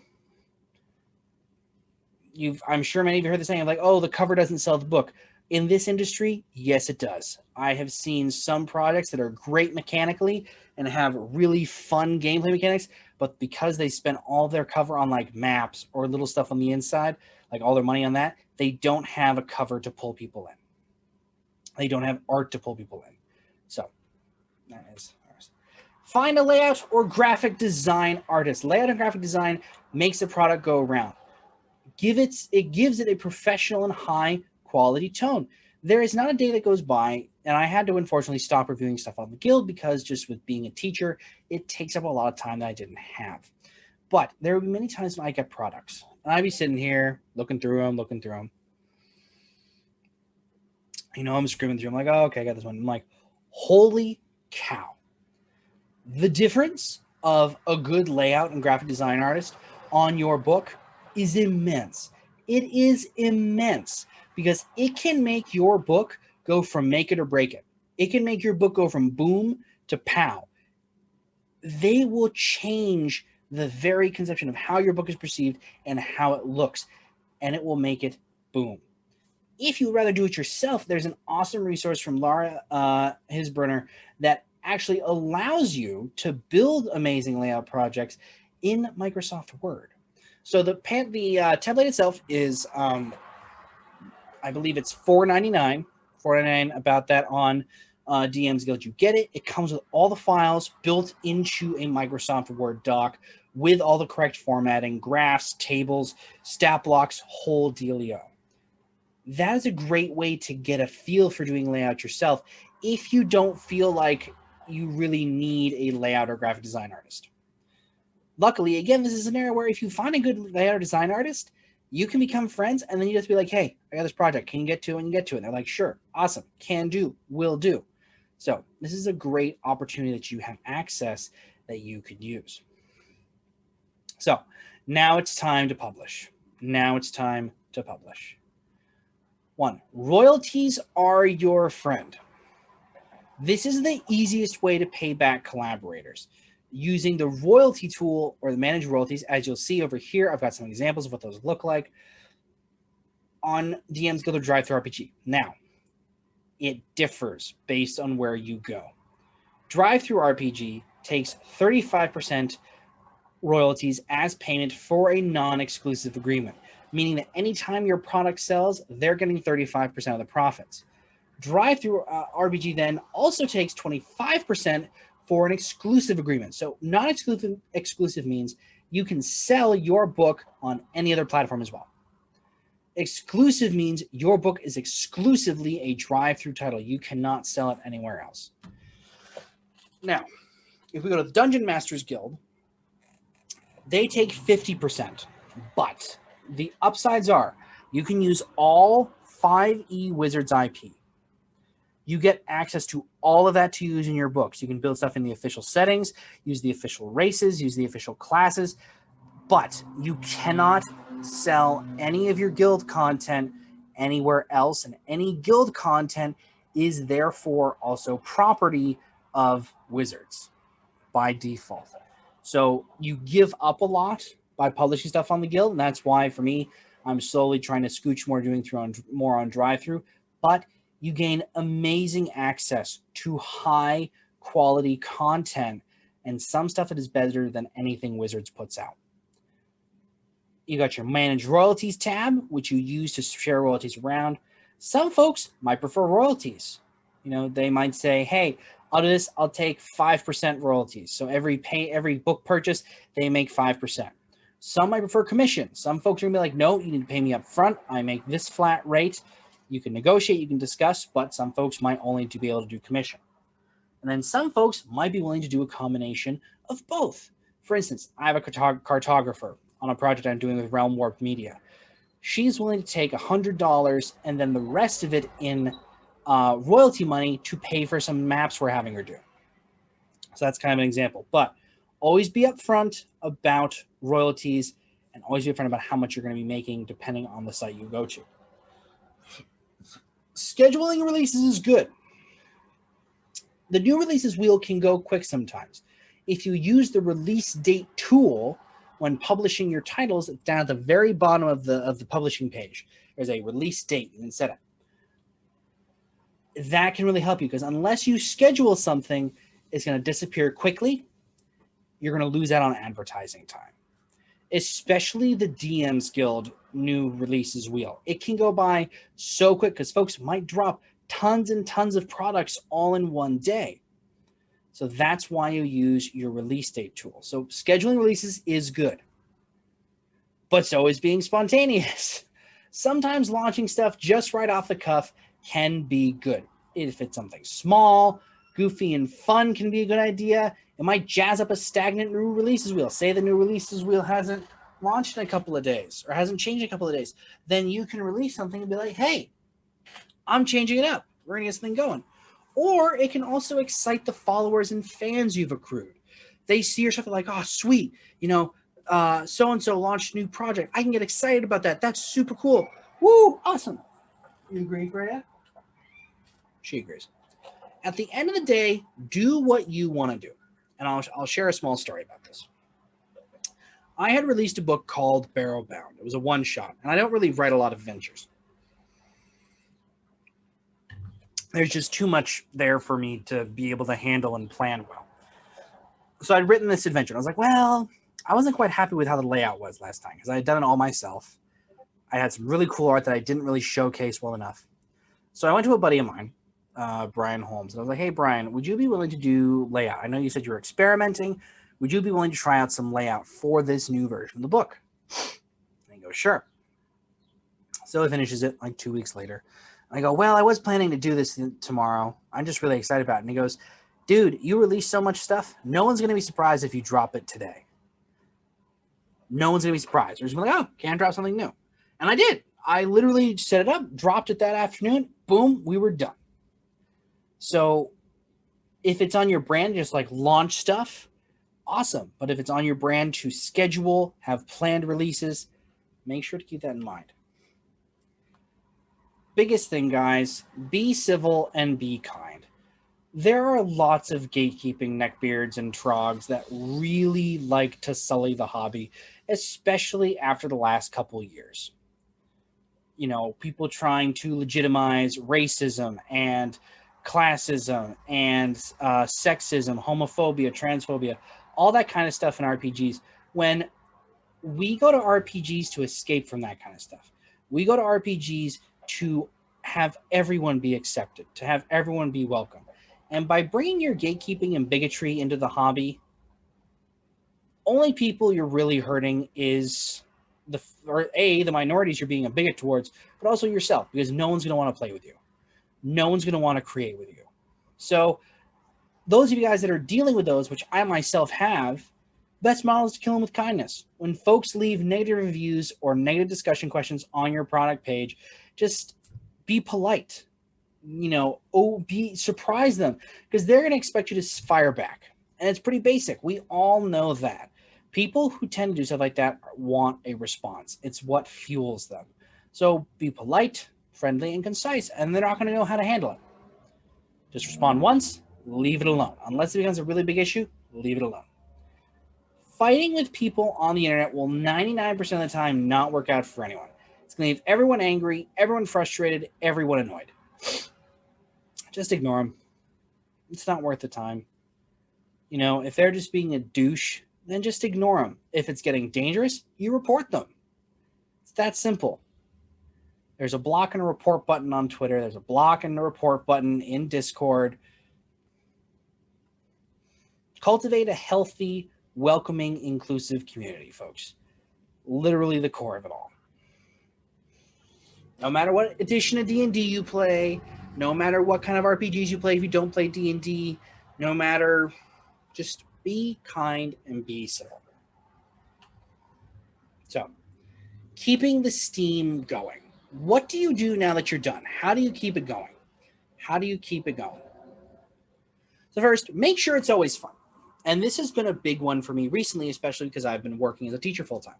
The minute, not the month, not the day, not the week, the minute that you are not having fun writing, you need to step back and reassess. At the end of the day, I hate to break it to you guys, you are not going to make a ton of money off of being in this industry. There are folks that blow up. There are folks that make tons off of it. For me, this is about having fun, writing with my friends, and having a creative venue to let some stress out after a long day at work. I can come home, flip Discord on, see what people are working on, see what my writer friends are working on, see what my writers are working on, and then we can go from there. You can build and just come back. It's having a way to get some time away from all the craziness in the world. And especially after what we've been experiencing through COVID, through the, all this, the racial protests, all the rebuilding, the reformation of, the government here in the U.S., stuff going on in Europe, Brexit, all that kind of thing. We've had a lot of craziness going on the last couple months, last year or so, last couple years. And writing isn't going to escape from that. But the very instant you are not enjoying yourself anymore, that's a red flag. That's when you need to stop. And this goes perfectly into 2. Take breaks. Take breaks, guys. Take breaks. It is important in any endeavor. I'm still working on getting better at this. I really sometimes, will not know where the line is of, I gotta get this done. Gotta get this done. That's not what success is. Getting something done on time and released on time, if you look at any video game company, is not how it works. Releasing later, but with better content is always good. Burnout is very, very real. As an educator and a game designer, I experienced that a lot. And burnout can kill you. Stress can kill you. This industry is friggin' stressful. You've got Kickstarters, you've got fans, you've got printing, you've got artists. There's so many things. There are days where I'd rather be in the classroom than managing something that I really love. So give yourself time for some brain space. Maybe take a break for a couple weeks. Take a break for a couple months. You owe it to yourself not to work 24/7, 365. You owe it to yourself to make good content, but you also owe it to yourself to not die from burnout. So take breaks. Post often and be you. This goes back to our very first thing of get on social media. Whether it be on social media or in your work, be authentic and always be posting. Not just a bot spamming your products. Not just a bot spamming your products. Don't just always constantly be like, oh, it's self-promo Saturday. Oh, it's Whip Wednesday. It's TTRPG Solidarity Thursday. Don't just always post during that. Interact. This connects with networking. Share thoughts. Post articles. Support and boost other creators. Participate in threads and discussions. That's half the fun of building a community, is that you can network. You can meet folks. You can enjoy the company of folks. These are all good ways to get yourself out there and find your fellow people. This goes into what I was talking about collaboration. Networking. That's all part of it. This space is a welcoming one. We are inclusive. We are diverse. You need to respect that. If you go on social media and start being a freaking bigot and start, making an ass of yourself, bending over and showing us your whole ass, That's a line crossed. You will be called out for it and shown the door. We don't have room for bigots, people who are disrespectful, people who are not welcoming to diversity. We don't have space for that in this community because if you think about it, all of us started off as people who were ridiculed. This whole industry, the whole community, we were made fun of. And now we're gatekeeping from our own community where we sought for refuge. Like, that doesn't make sense to me. So make sure that you are always, always being welcoming. But if you see someone who is dangerous to that, who is not, that's when you got to show them the door. Collaborate, guys. I cannot stress this enough. I've said it a couple of times throughout this panel already. Collaboration is the key to a good time and growth. Participate in threads and apply to anthology books. Already covered on that. Partner up with a couple of other writers you know well. Once you form your community, once you form your friends, then you can collab. You can build and build and build. There are folks always looking for people to join series or bigger quest books and the like, so keep an eye out. But this also goes to something that I've really been encouraging more folks recently to do so, and that's to play lots of other RPGs too. Collaborative play in other systems will make you a better writer and developer, whether you're writing for 5e, Pathfinder, Call of Cthulhu, Quest, anything. The more games you play, the better at gaming you're going to be. You don't just play one brand of video game. If you do, then I highly recommend you switch that up because that's going to get boring real quick. I used to only play 5e. I used to only play D&D. Then I discovered stuff like City of Mist, Vaesen, Pathfinder 2e, Honey Heist, Witcher, all games I have on this slide, and they have made me a better writer. They have made me a better designer because I can see how other games have done it, and I can borrow bits and pieces. So really, really play lots of other RPGs. So we're going to pause there. We're going to take another break. That's a lot all of a sudden to throw at you guys. So we're going to stop here. We're going to do another 5-minute break, and then we'll come back to talk about the move to Kickstarter and how to do that successfully. So we'll see you guys in a few.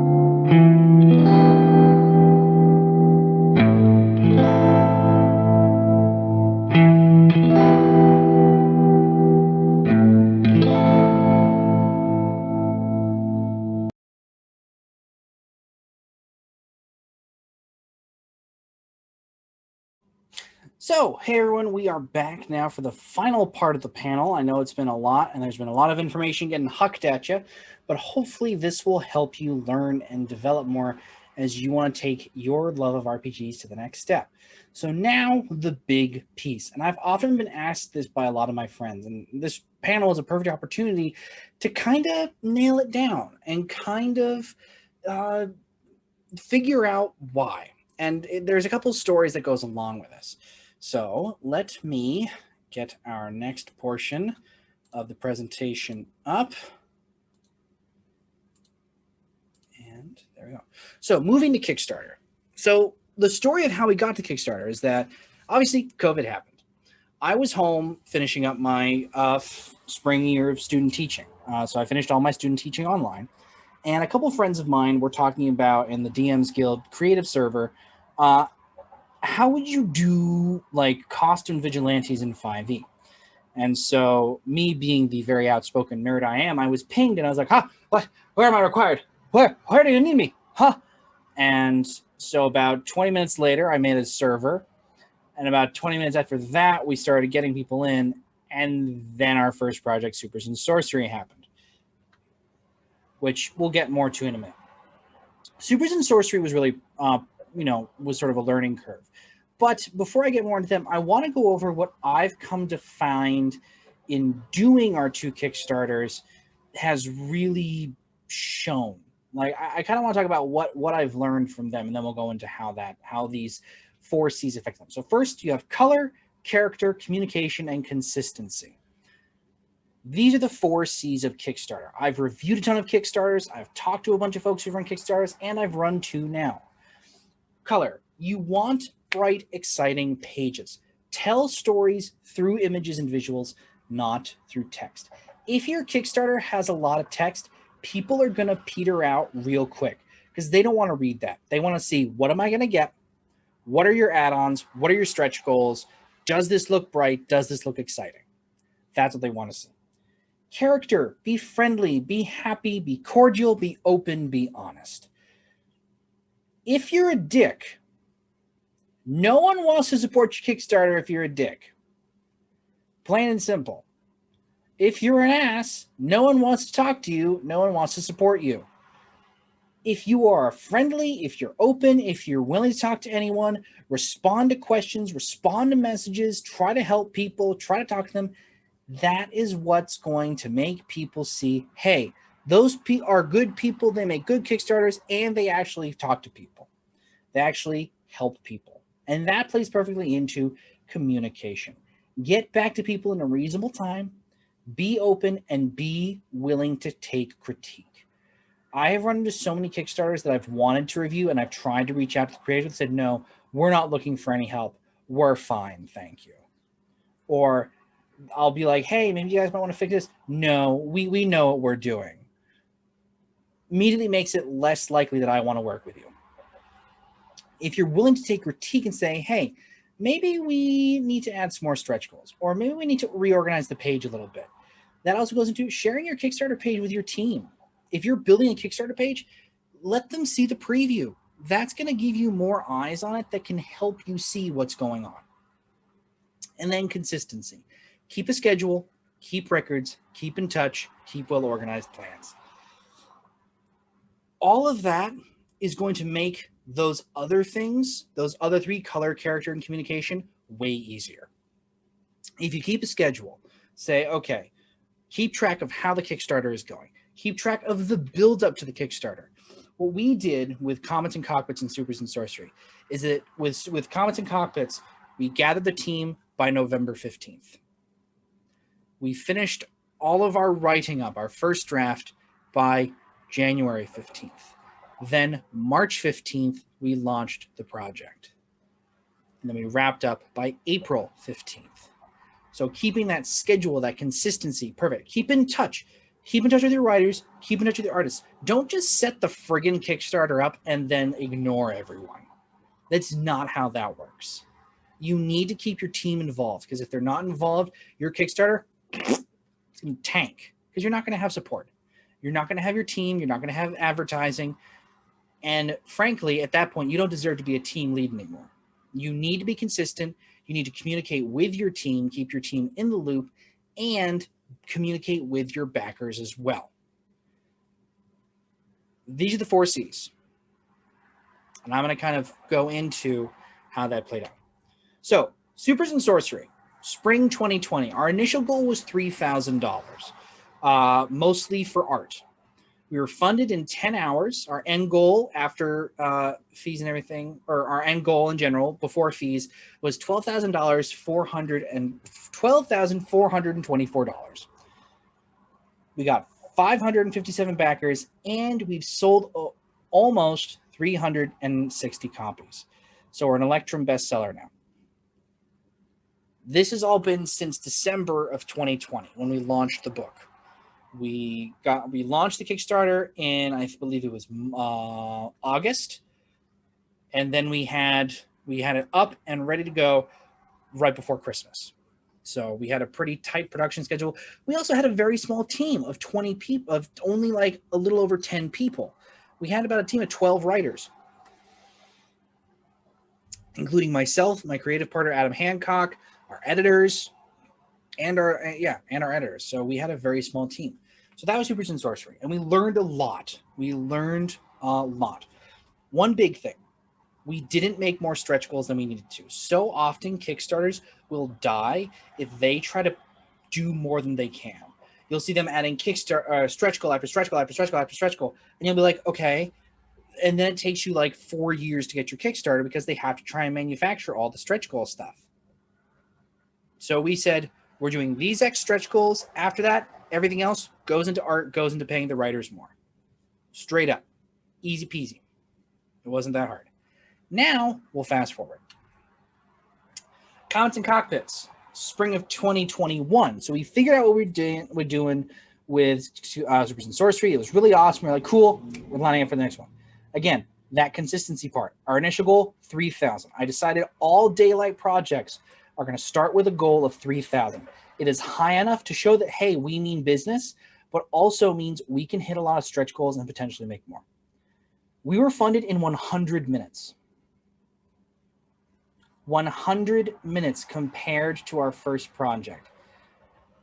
Our ending funds were $38,565 before fees. We had 996 backers, double the backers and triple the funds. And we were like flabbergasted, absolutely flabbergasted. Part of this is because we used our pre-launch page as a place to gather folks. We had almost 600 followers on our pre-launch page, and we did a ton of advertising. Again, that plays into networking, that plays into being consistent, communicating, posting, building, creating. Kickstarters, boom or flop, because they are very much a word-of-mouth industry. So, Comments and Cockpits, we also learned a lot from, because this was a 2-book project, which I don't think I'm ever going to do again because it's very complicated and there's a lot of frustration and stress, and it's taken a lot of time because we're not funding 1 book, we're funding 2. So that's been a lot of stress. But Comments and Cockpits we learned a lot from, and I'm hoping that we see more growth in other daylight projects as we go from there. So, best of luck to all of you, and now onwards. I want to wrap it up there. Hopefully you guys have learned a lot from this panel. I hope that this is giving you some insight, some learning, some, has opened your eyes to what it takes to be part of the community, to join, to take that to the next step. All of you that are watching this now are going to have access to a link to join our Discord server, so you can participate in our Daylight Publications mentorship program, where we actually guide you guys through the process of creating and publishing your own subclass or race. And that is going to be a way to help you enter the industry, to get your foothold in there. And so you're going to have access to that link to join for session 3, which will be our fall session. Really excited for that.